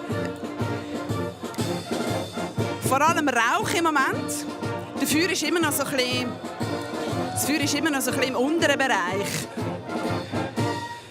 Der Böck immer noch im weißen Gewand zuoberst oben, im Moment noch unbesorgt. Auch ein Bündner Gast, Martin Gandinas, Nationalrat, schön 6 Leute. Wie war der Tag bis jetzt? Wunderbar, super gewesen, bin mit der Zunft Höng gsi. Gute Rede, noch der Umzug war einfach gewaltig gewesen. Mit so vielen Bündnerinnen und Bündner in Zürich, fantastisch. Die Hönker, das sind ja die mit dem eigenen Wein. Wie ist der Wein? Ja, den kann man trinken, aber natürlich als Bündner hat man am liebsten den eigenen. Nein, Spass beiseite, das ist wunderbarer Wein, muss ja noch zu Nacht essen zu Ihnen und darum will ich auch keine Sprüche machen. Gastkanton dieses Jahr, man ist so ein bisschen Flachländer gegen die Bergler, man tut sich gerne ein bisschen anzünden. Was hat es heute für Sprüche auf der Stube? Ja, wie erkennt man einen Zürcher? Indem er eigentlich ein Bündner sein will. Das ist einer, aber ich habe noch andere gebraucht, aber die will ich jetzt hier im Fernsehen nicht bringen. Noch einen? Ja, was soll ich jetzt bringen? Das auch mit, wenn wir schauen, was die für Kleber haben, neben der Zürcher-Nummer, oder? Ein rosa Obersachs, dies und dies. Und wenn wir das überlegen, wie wir neben der Bündner-Nummer ein Schwammending oder Röhrchen haben. Kein Klotenkleber? kein Klotenkäfer. Und das zeigt ein bisschen, dass es doch gewisse Unterschiede gibt zwischen Zürich und Graubünden. Aber am Schluss sind unsere Kantone ja enorm nah beieinander. Der schönste und der wichtigste Kanton der Schweiz. Man kann nicht selber entscheiden, welcher der schönste und welcher der wichtigste ist. Ha? Was erwarten Sie für einen Sommer, bevor wir da richtig brennt durchkommen? Ja, ein guter Sommer. Das eidgenössische Schützenfest findet auch statt. Als OK-Präsident hoffe ich natürlich einen Monat lang schönes Wetter, alle in Graubünden, alle Zürcher, auch nach dem 6 Leuten. Und dann geht es um Tourismus und um Kanton gut. Das heisst, Sie sind so bei 5 Minuten, oder was? Wie ist Ihr zeitlicher Tipp bezüglich Lebensdauer vom Böck? Da komme ich nicht so draus. Ich habe jetzt heute mal, bin überrascht worden mit dieser Frage. Ich habe eine Viertelstunde gesagt, darum bleibe ich bei dieser Viertelstunde. Aber unabhängig von dem hoffe ich auf einen schönen Sommer. Also wir sind jetzt bei 6 Minuten. Das Feuer ist sage jetzt mal, ein bisschen kurz über die Hälfte. Ist nicht unrealistisch. Ich wünsche Ihnen einen schönen Sommer und ein schönes 6 Leute. Herr Gandinas, schönes 6 Leute. Ja, es geht ein feiner Wind. Das heisst, es tut ein bisschen anfachen. Aber alles im angenehmen Bereich. Die 7. Minute. Aber am Böck geht es immer noch prima. Marc Berto, wo ist dein Glitzerhelm? Oh, jetzt gesagt, wir dürfen noch nicht zu viel zeigen hier unten. Aber er ist gerade da hinten. Die Disco-Kugel von weitem gesehen im Umzug, perfekt. Ja, der Zaufmeister hat gemeint, er soll doch den anlegen. Und dann, ich widerspreche natürlich nicht an einem Zaufmeister und darum habe ich den auch angelegt. Wie ist jetzt das für dich als Wintersportler, wenn man vor aller Augen, vor Öffentlichkeit den Winter verbrennt? Wie geht es dir da dabei? Stimmt, so habe ich mir es noch gar nicht überlegt. Weil in Davos haben wir ja immer noch so ein bisschen Winter. Und darum muss ich sagen, tut es mir ein bisschen weh jetzt, aber ich gehe schon auch gerne in den Sommer. Eben, du bist jetzt den ganzen Winter unterwegs gewesen, sehr viele Skirennen kommentiert. Hat man es dann irgendwann gesehen oder bist du erst im Frühling angekommen, oder wenn die letzte Schneeflocke verschwunden ist? Ja, was soll ich jetzt da sagen? Ich lebe ja ein bisschen von dem, oder? Wenn die Skirennen stattfinden. Von dem her, wenn es noch 1, 2 mehr gibt, könnt ihr vielleicht noch ein bisschen länger in die Ferien nachher oder was auch immer. Aber nein, es passt, glaube ich, genau so, wie es ist. Irgendwann hat es einen Anfang und ein Ende und man ist dann am Schluss auch ein bisschen müde. Und so geht es mir dann auch ein bisschen, nicht so stark noch wie als Rennfahrer. Aber wenn wir den Winter anschauen, es war ein super Winter, wenn wir unsere Resultate anschauen, oder? Sicher. Nein, ich bin mega dankbar, dass wir im Moment so eine gute Mannschaft haben, oder? Auch bei den Damen, oder? Gerade auch, wirklich. Nein, es ist mega, das dürfen wir so nah mitzuerleben. Und darum, ich glaube, freuen wir uns, auch wenn er da hinten verbrennt, gleich schon wieder ein bisschen auf den nächsten Winter. Eben schon, oder? Also auch wenn er zu Ende geht, freut ihr euch auf die nächste Saison? Nein, ja, jetzt gerade denke ich noch nicht dran. Nein, jetzt ist wirklich mal ein anderes Thema. Und darum dann erst, wenn es dann wieder losgeht, so ein bisschen spoilern, oder? Sölden kommt dann schon irgendwann, aber nein. Aber jetzt sind wir mal noch am 6 Leuten, oder? Jetzt geniessen wir mal noch ein bisschen das Frühlingsfest. Was hast du? Machst du das ganze Programm mit Zunft, Auszug, Zunftstube, alles dabei? Voll. Seit dem Freitag. Ah, wirklich? Also das ganze Programm? Ja, nein, es hat geheißen, das müsstest du erleben. Dann hast du morgen frei. Das ist anstrengend, oder? Mann, ja, ich weiß nicht, ob es da so soll, wie weiß ich jetzt noch nicht.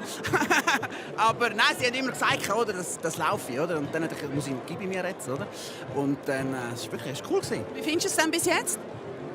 Ja, wie soll ich es jetzt so ernst? Man sagt immer, was auf der Stube ist, bleibt auf der Stube. Aber wir sind ja unter uns.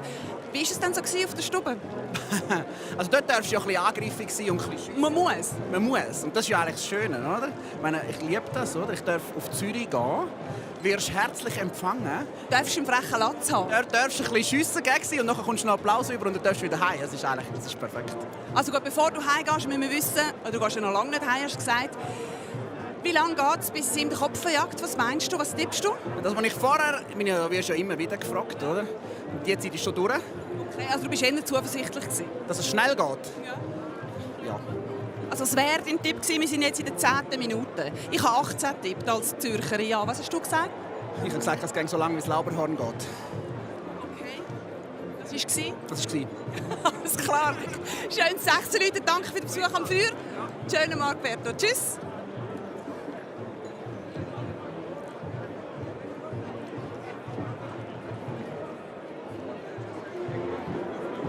So, die nächsten Reiter sind unterwegs um den Böck, übrigens immer im Gegenuhrzeigersinn. So, jetzt wird es akustisch dominant bei uns. Just wenn es 10 Minuten geht, die ersten Böller. denke, es ist Zeit für den nächsten Gast bei mir. Wir müssen uns dann akustisch ein bisschen durchsetzen.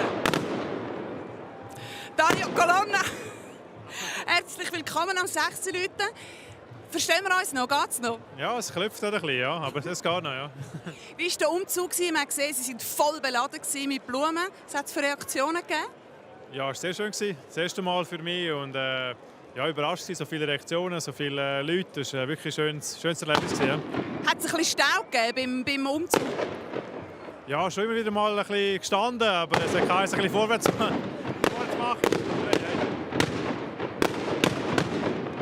So, es geht ziemlich fürsch im Moment. 11. Minute, also der Körper ist ja voll mit Feuerwerk. Sie wissen, wenn es der grosse Moment ist, oder?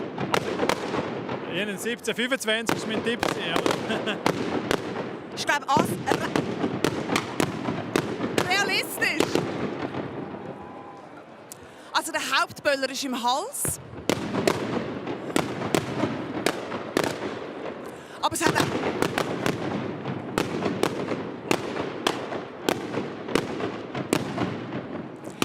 So. Der Besen ist schon vorbei. Also, der Schneemann ist voll mit Feuerwerk, auch bewilligungspflichtigem. So, es sieht nach einem guten Sommer aus. Dario Colonna. Jetzt denkt es geht so schnell. Nein, ich meine, mit 17:25 bin ich schon recht offensiv, aber es sieht schnell aus. Also. Es geht Schlägel weg jetzt.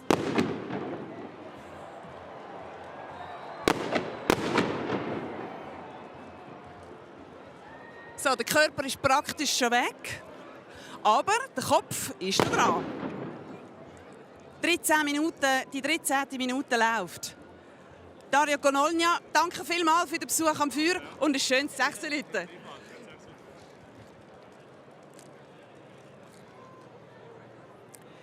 So, es ist jetzt also deutlich schneller gegangen, als viele gemeint haben. Ein lauter Knall, aber noch nicht der entscheidende. Nase, Augen noch vorhanden. Und eben, ich habe es gesagt, der grosse Knall hockt im Hals. Und auch der ist noch oben. Und das war's!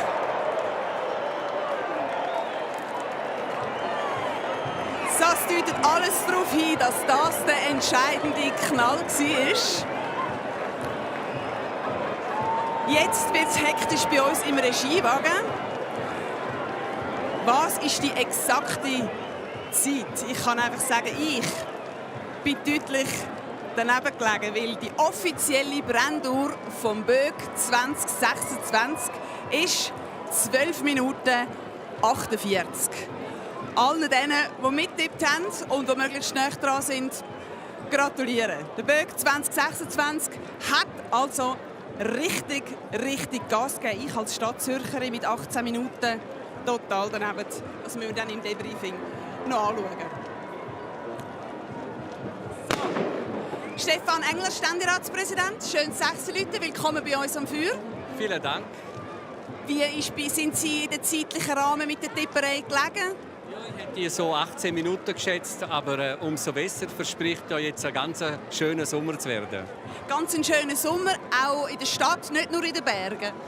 Ja, ich glaube, es sieht ja so aus, als dass es diesen Sommer nicht so gut ist, weiter weg zu reisen. Also die Berge liegen nach und wir freuen uns natürlich darüber, wenn wir auch viele Zürcherinnen und Zürcher bei uns dürfen willkommen heißen. Sie sind aus dem Heimatkanton Graubünden, zu Gast am 6 Leute. Wie sind Sie so zufrieden, wie sich Ihre Heimat präsentiert vor den Zürcher, vor den Flachländern? Ja, ich glaube, ein wunderbarer Austausch zwischen Zürich und Graubünden. Es gibt auf der wirtschaftlichen Seite so einen Austausch, aber auch viele private Austausch, viele gesellschaftliche. Und ich habe heute eigentlich lauter fröhliche Gesichter gesehen und man konnte nicht unterscheiden, ob das jetzt immer nur Bündner waren. Es waren auch Zürcher und Zürcherinnen, die fröhlich waren. Sie haben es ja mit den Kantonen zu tun im Ständerat. Als Ständeratspräsident gibt es da also schwierige Kantone und einfachere Kantone? Nein, ich glaube, der Ständerat ist ja die Kammer der Kantone. Wir probieren den Föderalismus dem auch eine Stimme zu geben. Und ob es jetzt Jura, Zürich oder Graubünden ist, spielt eigentlich keine Rolle. Aber die Verbundenheit von Graubünden und Zürich ist schon sehr speziell. Aber manchmal klopft es und tätscht es auch in der Chambre de Réflexion. Ja, weniger vielleicht als im Nationalrat. Wir pflegen ja auch noch so eine Debattenkultur, wo man respektvoll miteinander umgeht. In der Sache zwar hart, aber auch wieder versöhnlich. Und so interpretiere ich auch das Fest hier. Aber am 16 Leuten hat man schon gemerkt, dass die Leute ein bisschen zünden, oder? Zwischendurch. Ein bisschen frecher sind als im Ständerat. Ja, also die Reden auf der Zunftstube haben schon ein bisschen Sprutz, aber wir vertragen das alle. Weil ihr seid Pazifik, oder? Ja, Pazifik heisst unaufgeregt sein, vielleicht auch einmal grosszügig sein, auch dem anderen mal Recht geben. Und das war aber ein gutes Motto von Graubünden, Pazifik. Nehmen Sie aber ein bisschen langsamer. Danke vielmals für den Besuch am Feuer und ich wünsche Ihnen einen schönen Sommer. Vielen Dank. Einen schönen Tag, Herr Engler. Wissen Sie es noch? So, es wird richtig warm da bei mir im Hintergrund. Ein schönes Feuer. Und das letzte Stündchen hat am Böck bereits geschlagen.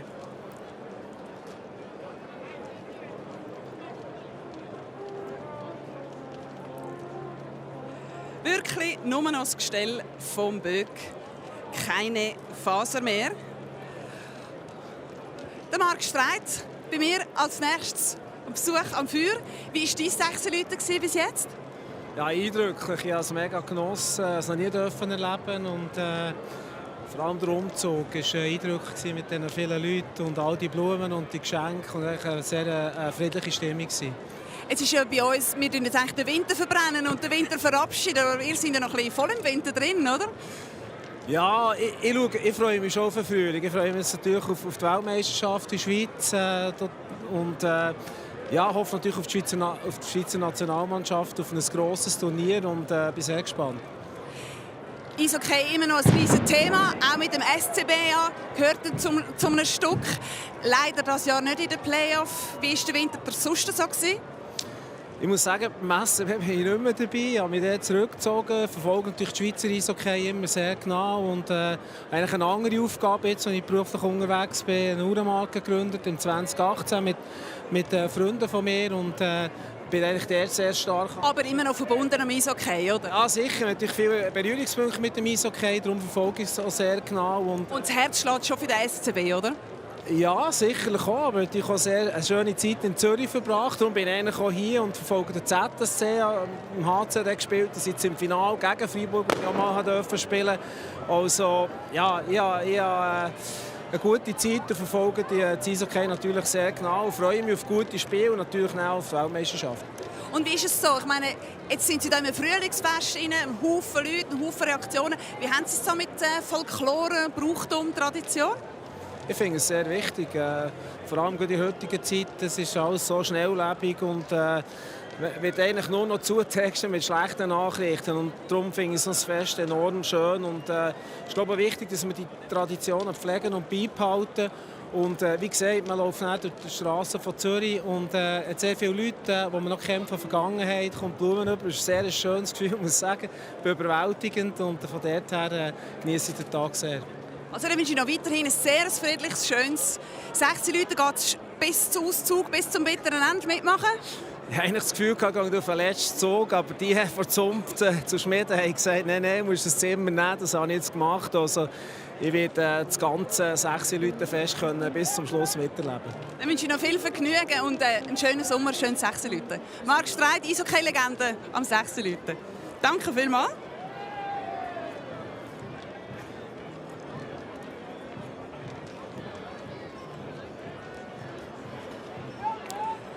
Leute 2026. Der Böck schon längstens verbrannt. Es ist sonnig, es geht ein feiner Wind, ideale Bedingungen. Und 16 Leute das Jahr total sportlich. Stefan Rogentin, freut mich. Herzlich willkommen hier am Feuer. Noch nicht warm in der Kluft von der Zunft? Mal ist schon langsam ein bisschen warm geworden, aber geht noch.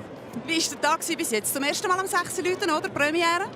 ja, das erste Mal und wirklich ein sehr schöner Tag, all die Erlebnisse, super Stimmung da und all das mal, ja, das ganze rundherum erleben, auch wie die Tradition gelebt wird, ist wirklich schön. Wir verbrennen den Winter, ich habe es vorher schon Marc Berto gesagt. Wie ist das so für ein Skifahrerherz? Ja, so ist Zeit für den Sommer, oder? Und dann ist mal das Alte abschließen und dann kann man wieder vorwärts schauen auf den neuen Winter, der dann kommt. Aber zuerst einmal den Sommer geniessen und dann kommt der zweite mit. Und die letzte Saison kann man ja schon anschauen. Ist ja cool gewesen, oder? Ja, beides drin gehabt. Gute Sachen und ein bisschen weniger gute Sachen, aber im Großen und Ganzen war es okay gewesen, ja. Wie ist es jetzt der Tag durch? Was habt ihr alles mitgemacht beim 6 Leuten? Ja, morgen um 10 Uhr hat es angefangen, kurz ein Apero, nachher sind die Reden gekommen vom Zunftmeister, aber auch von den Ehrengästen. Und nachher gegessen, ein bisschen etwas getrunken und immer wieder eine Rede, die dazwischen gekommen ist. Und nachher ist der Marsch hierher. Und Pfeffer die Rede gehalten? Ja, nicht verrückt. Tipptopp, also okay. Dann wünsche ich noch ein schönes 6 Leuten und einen schönen Sommer. Stefan Rogentin, danke für den Besuch am Feuer. Es warmet und es ist immer noch laut. Musikalisches 6 Leute. Beatrice Egli, freut mich. Willkommen am Feuer. Danke. Und ein schönes 6 Leute. Das wünsche ich dir auch. Ich habe gesehen bei der Musik, dass du mitgewippt hast während dem Umzug. Ich bin voll abgegangen. Ich hatte so einen schönen Tag bisher gehabt. Und zum Wetter hat mich mit voller Liebe aufgenommen und wir sind durch die Straße und es ist so viel Liebe entgegengekommen, so viele Blumen entgegengekommen. Also der Tag ist einfach fantastisch. Gut, aber du bist auch so ein bisschen Typ Stimmungsbombe, oder? Also gute Laune ist von allein gekommen, weil die Menschen sind einfach so gut drauf und du spürst, es ist so voll wohlmütig und so mit Liebe und Kinder und alle, ihre Grosseltern, alle winken und lachen. Und alle kennen dich. Ja, und rufen Beatrice. Das hat sich auch immer angefühlt, als würde ich jeden schon kennen. Also ich dachte, ja, wir kennen uns. Sie kennen dich halt musikalisch und auch aus dem Fernsehen. Du hast eine grosse Show gehabt. Hörst du jetzt auf? Was kommt Neues? Ja, es kommt sehr viel Neues. Ich bin schon mitten in der Produktion, aber ich darf es noch nicht verraten. Aber Beatrice Egli Show ist Feierabend. Erstmal ist fertig mit der Beatrice Egli Show, aber es kommt Neues und vor allem freue ich mich jetzt auf den 10. Oktober aufs Hallenstadion Zürich. Ich darf Geschichte schreiben als erste Schweizer Sängerin im Hallenstadion Zürich und es ist so schön im Umzug, ganz viel. Wir sehen uns am 10. Oktober im Hallenstadion und ich habe mich richtig gefreut und ich kann es kaum erwarten, wenn der 10. Oktober. Aber 6 Leute kennst du? 6 Leute bist du bist auch schon bei anderen Zäufen dabei gewesen. Du hast es gerne, oder? Das ist dein Publikum. Es ist mein Publikum, aber es ist vor allem, ich finde, die Menschen sind einfach das, was es ausmacht. Und ich finde es auch schön, dass die Tradition vorgeführt wird und es zeigt auch, finde ich, eine Vielfalt von unserer schönen Schweiz. Es knallt und tätscht. Wie es muss sein, oder? Wie es muss sein. Ab und zu muss es mal knallen. Aber ja, nein, ich finde es auch schön und die vielen Traditionen, die vielen Zünfter, die mit Hingabe sich auf den Tag vorbereiten, auf das Wochenende vorbereiten, die Kinder, die mit dann so ein Showdown, oder? Hey, perfekt. Und ich meine, hey, was wollen wir mehr? Es gibt einen schönen Sommer, oder? Kann man sagen. Die Sonne strahlt heute und so wird der Sommer. Es ist kurz und knapp gegangen. Also. Tipptopp Sache. Danke vielmals. Schönes 6 Leute noch. Beatrice Egli. Ciao.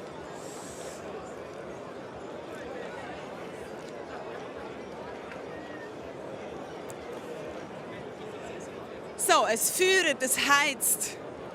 Mein nächster Gast am Feuer, Karin Niederberger, Präsidentin vom Eidgenössischen Jodlerverein. Habe ich es richtig gesagt? Jodlerverband, Entschuldigung. Es ist schon ein bisschen warm da. Ja. Sind Sie zum ersten Mal am 6 Leute dabei? Ja, ich bin das erste Mal vom 6 Leute live dabei, bin eingeladen. Ja, wir haben schon geschaut, ein kleines Mädchen, seit wir einen Fernseher haben, schaut man das am Montag. Ja. Sie kommen aus dem Brauchtum. Wie haben Sie jetzt 6 Leute vor Ort erlebt?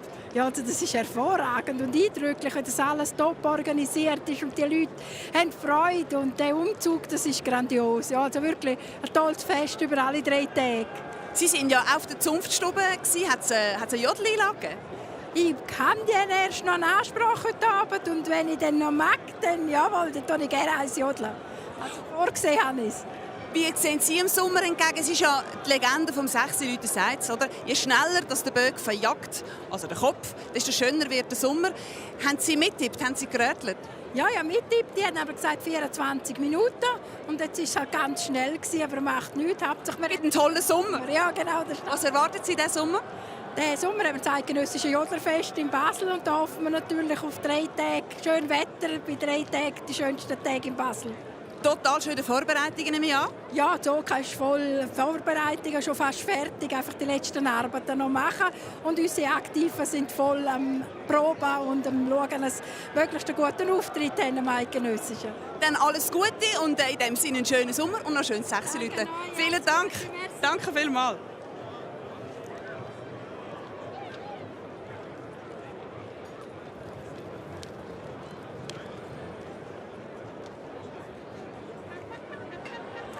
So, ein grosses Feuer. Der Scheiterhaufen brennt von zuoberst bis zunderst. Ist schon ein bisschen eingesackt, sieht man. Es wird munter weitergeritten. Und alle stellen sich auf einen wunderbaren Zürich-Sommer ein, hoffentlich in der ganzen Schweiz. 12 Minuten 48. So schnell ist es schon lange nicht mehr gegangen. Und bei mir am Feuer ist Bundesrätin Elisabeth Baum-Schneider. Ein schönes Sechselüten wünsche ich Ihnen. Besten Dank. Es ist schon sehr schön und es wird noch dauern. Aber es war wirklich ein super Sechselüten und wird noch sein. Sie haben ja Sechselüten-Erfahrung, oder? Sie sind ja schon mehrmals gewesen. Haben Sie so ein bisschen mitgerätet, was die Brennuhr vom Bög anbelangt? Eigentlich habe ich ein bisschen zu lang gedacht. Ich dachte 16 Minuten und jetzt ist es schon 12. Ich habe 18 gedacht, also Sie sind besser gewesen. Ja, wir haben Meteo Schweiz in meinem Departement. So muss ich immer ein bisschen schauen mit der Konkurrenz. Aber jetzt war der Böck besser gewesen. Sie sind bei der Zunft Wegge. Die werfen morgen immer Weggli zum Grossmünster rauswerfen. Sind Sie da dabei gewesen? Leider noch nicht. Ich bin noch in Bern, aber ich finde das sehr schön und ich finde das eine sehr schöne Zunft, weil sie sind also sowieso alle zusammen, aber sie tun auch verteilen. Ich habe es gesagt, ein bisschen zum Lachen. Das ist eigentlich sehr nah von meinen Politiker Eindenkung, aber nein, ich finde es schön, weil es sind junge, ältere Kinder, Frauen jetzt auch noch und ja, Sechselüten ist eine schöne Tradition, weil es bringt die Leute zusammen. Sie mussten auf der Zunftstube eine Rede halten. Ich nehme jetzt mal an, als Bundesrätin hat man ein bisschen einstecken, weil die anderen halten auch eine Rede. Haben Sie ein bisschen gesalzen und gepfeffert auch? Sicher, ich bin eine Jurasserin und wie eine Bundesrätin. Ich habe gesalzen und gepfeffert. Und ich glaube, es ist ziemlich gut rausgekommen. Für mich ist es schon ein bisschen schwierig auf Deutsch, weil auf Französisch kann ich nuancierter oder mehr Humor. Aber ich glaube, es ist gut gegangen. Sie müssen fragen, aber ich glaube, es ist gut angekommen. Sie wirken einmal vergnügt. Was steht bei Ihnen diesen Sommer an? Also, bevor der Sommer müssen wir noch eine Session haben. Es ist ein bisschen komisch, wenn wir eine Sommersession sind, klappt so. Aber es gibt eine Session, wir müssen über die 13. Finanzierung der Renten besprechen. Es gibt viel Themen, aber heute ist es nicht politisch. Heute haben wir nicht über die Erhöhung der Mehrwertsteuer heute nicht das Thema gewesen. Absolut nicht, über Blumen. Wunderbar. Teilen, ja, super. Dann einen schönen Sommer, eine gute Session und ein schönes Sechselüten noch. Vielen Dank, Frau Baum-Schneider, für den Besuch am Feuer.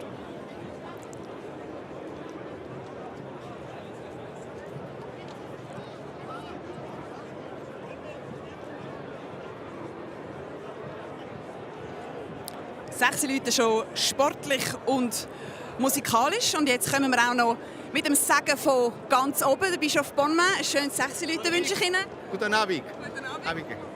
Wie war Ihr Tag heute? Streng von A bis Z mitgemacht? Streng, wunderbar. Eine Freude, so viele Menschen zu erleben, die friedlich, froh, entspannt miteinander feiern. Das sollte ansteckend wirken für die ganze Welt. Das brauchen wir dringend. Das habe ich auch das Gefühl, ein bisschen mehr zuhören und ein bisschen mehr festen zusammen. Gemeinschaft, Solidarität, Geschwisterlichkeit von Menschen von verschiedenen Altern, Nationen, Mentalitäten, Weltanschauungen und doch friedlich zusammen. Das müssen wir schaffen in der ganzen Welt. Fertig mit Aggressionen, mit Polarisierungen, mit Imperialismen, mit Nationalismen. Das muss weg. Und das von Schweiz aus könnten wir das abstrahlen. Ist ein grosser Plan. Sie sind heute als Churbischof dabei am Umzug. Zürich gehört auch zum Bistum Chur. Also ich fühle mich hier unter meine Leute. Wie ist so die Nähe zu den Leuten? Wie haben die Leute auf Sie reagiert? Ja, ich habe Hunderte von Leuten getroffen, die mich begrüßt haben, mit Blumen überhäuft, mit Küssen, mit Umarmungen. Das ist das Volk Gottes. Wie haben Sie getippt, was bezüglich Brennuhr anbelangt? Beim Böck? Oder 17 Minuten getippt, aber so, ich bin nicht zu lange gedacht. Aber es gibt einen schönen Sommer, oder? Hoffe ich. Dann wünsche ich Ihnen ganz ein schönes Sechsenleuten Alles noch Gute. und einen friedlichen Sommer 2026. Voilà. Und allen alles Gute. Ade. Herr Bonnemann.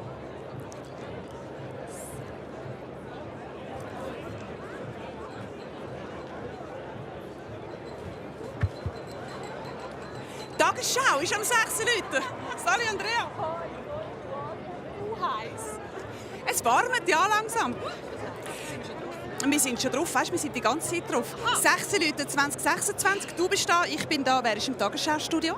Oh, ich weiss es gar nicht. Echt der Michi Ruchenstein? Könnte sein, gell? Also ja, wir sind es nicht, weil uns lange jetzt nicht mehr zurück, gell? 2026 bist du jetzt bei der Zunft weg gewesen, mit der Bundesrätin Bohm-Schneider. Habt ihr ein bisschen Internas besprochen? Hast du etwas erfahren? Nein, Internas haben wir nicht besprochen, aber sonst war es sehr privat. In ihrer Rede, eine super Rede hat sie gehalten. Das hat am Schluss Standing Ovation gehabt. Sie war noch ein bisschen unsicher. Sie hat gesagt, sie wüsste nicht, ob sie es echt gut gemacht hat. Nein, sie hat es fantastisch gemacht. Also der ganze Saal ist gestanden. Sie hat wirklich sie ist eine Meisterin vom Timing, weiss ich jetzt auch seit heute. In dem Sinne habe ich das erfahren, ja. Was hast du so eingebracht in der Rede? Hey, ich habe etwas gemacht über die Parallelen zwischen einem Zunftmeister und einer Fernsehmoderatorin. Auf den ersten Blick würde man meinen, die haben gar nichts miteinander gemeinsam. Aber wenn man eben genauer anschaut, und das machen wir Journalistinnen ja, haben sie eben doch das eine oder andere. Zum Beispiel? Wir haben gerne Mode, wir tun das gerne ein bisschen rausputzen. Wir sind natürlich der Inbegriff von Seriosität. Das weißt du auch. Absolut. Wir sind ja das Flaggschiff des SRF. Wir sind politisch unabhängig und neutral. Nur glaubt uns das niemand. Ja, so. Da hast du 2-3 Lacher gehabt, denke ich. Ja, doch sehr. Sie sind zufrieden gewesen. Schau, jetzt ist es so, du kennst es, bist auch eine Zürcherin. Der sollte ja eigentlich möglichst schnell verbrennen. Dieses Jahr war er unglaublich schnell. Wie bist du so drin mit dem Tippen? Ich habe gar nicht getippt, weil wir sind die letzte Zunft jetzt heute. Darum, ich bin da angekommen und der Böck war schon explodiert. Aber ich habe gehört 12 Minuten. 12 Minuten 48. Das heisst, ein mega guter Sommer. Mega guter Sommer. Voll in meinem Sinn, weil ich bin ja der Sommertyp. Ich bin auch ein Sommertyp. Ich wünsche dir einen mega schönen 6 Leute und einen tollen Sommer. Und bis nächste Woche. Bis bald. Ciao, Andrea. Tschüss. So. Lucky Meier, Böckbauer. Ich habe mich völlig verkalkuliert. Was hast du dieses Jahr anders gemacht? Hast du gesehen, wie der Böck schön verbrannt ist? Irrsinnig. Es ist ein Bilderbuchböck. So muss es sein. So genau habe ich es mir gewünscht. Am Schluss der Kopf so richtig schön verklopft. Und das habe ich gehofft, dass es so rauskommt. Wie lange hast du eigentlich dran, bis er fertig ist? Es ist etwa 60 Stunden Bowie, aber das über 2 Monate, weil es muss auch wieder mal trocknen und muss zwischendurch mal etwas anderes machen als Böck bauen, aber etwa 60 Stunden total. Dann ist er ja gefüllt mit Sachen, die klopft und auch so ein bisschen bewilligungspflichtigem Material, gell? Ja, genau. Also der Böck muss alles aus brennbarem Material sein. Also der Kopf ist nicht irgendwie aus einer Styroporkugel, sondern es ist aus einer handgenähten Kugel von mir, aus einem Juttensack, der gestopft ist. Und der Hauptknaller ist also im Hals und nicht im Kopf, dass es eben am Schluss das schöne Bild gibt. Wir haben ja schon einiges erlebt, oder? Wir haben ihn schon nicht angezündet, es hat ihn schon vorgeblasen, er ist schon davon getrollt, er ist schon rekordlang gegangen, es hat geregnet. Also so Performance 2026 auf einer Skala von 1 bis 10? Ganz klar 10, das kannst du nicht besser machen. Es ist so ein schöner Tag, so ein schönes Wetter, so ein lässiger Gastkanton und am Schluss der Böck. Wow. Also dann hast du jetzt eigentlich die 6 Leute Bierli verdient, oder? Du, ich bin so am Trinken da hinten. Also dann Prost und ein schönes 16 Leute. Ciao, Luki.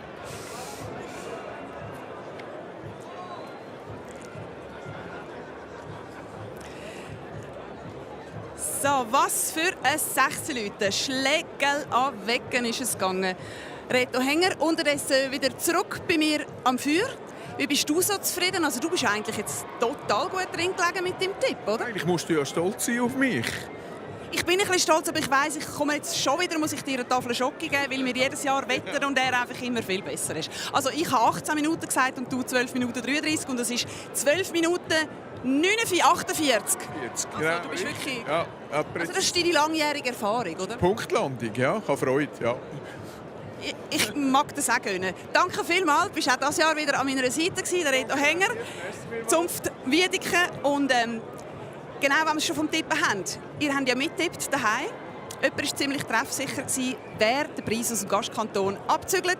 Seht ihr eingeblendet. herzliche Gratulation auch von unserer Seite. Und das wäre es schon wieder gewesen vom Sechsenleuten 2026. Wir verabschieden uns mit dem schönsten Augenblick und wünschen allen einen tollen Sommer und bis nächstes Jahr. Einen schönen Abend. Schönen Abend und Pacific. Schönes Sechsenleuten noch.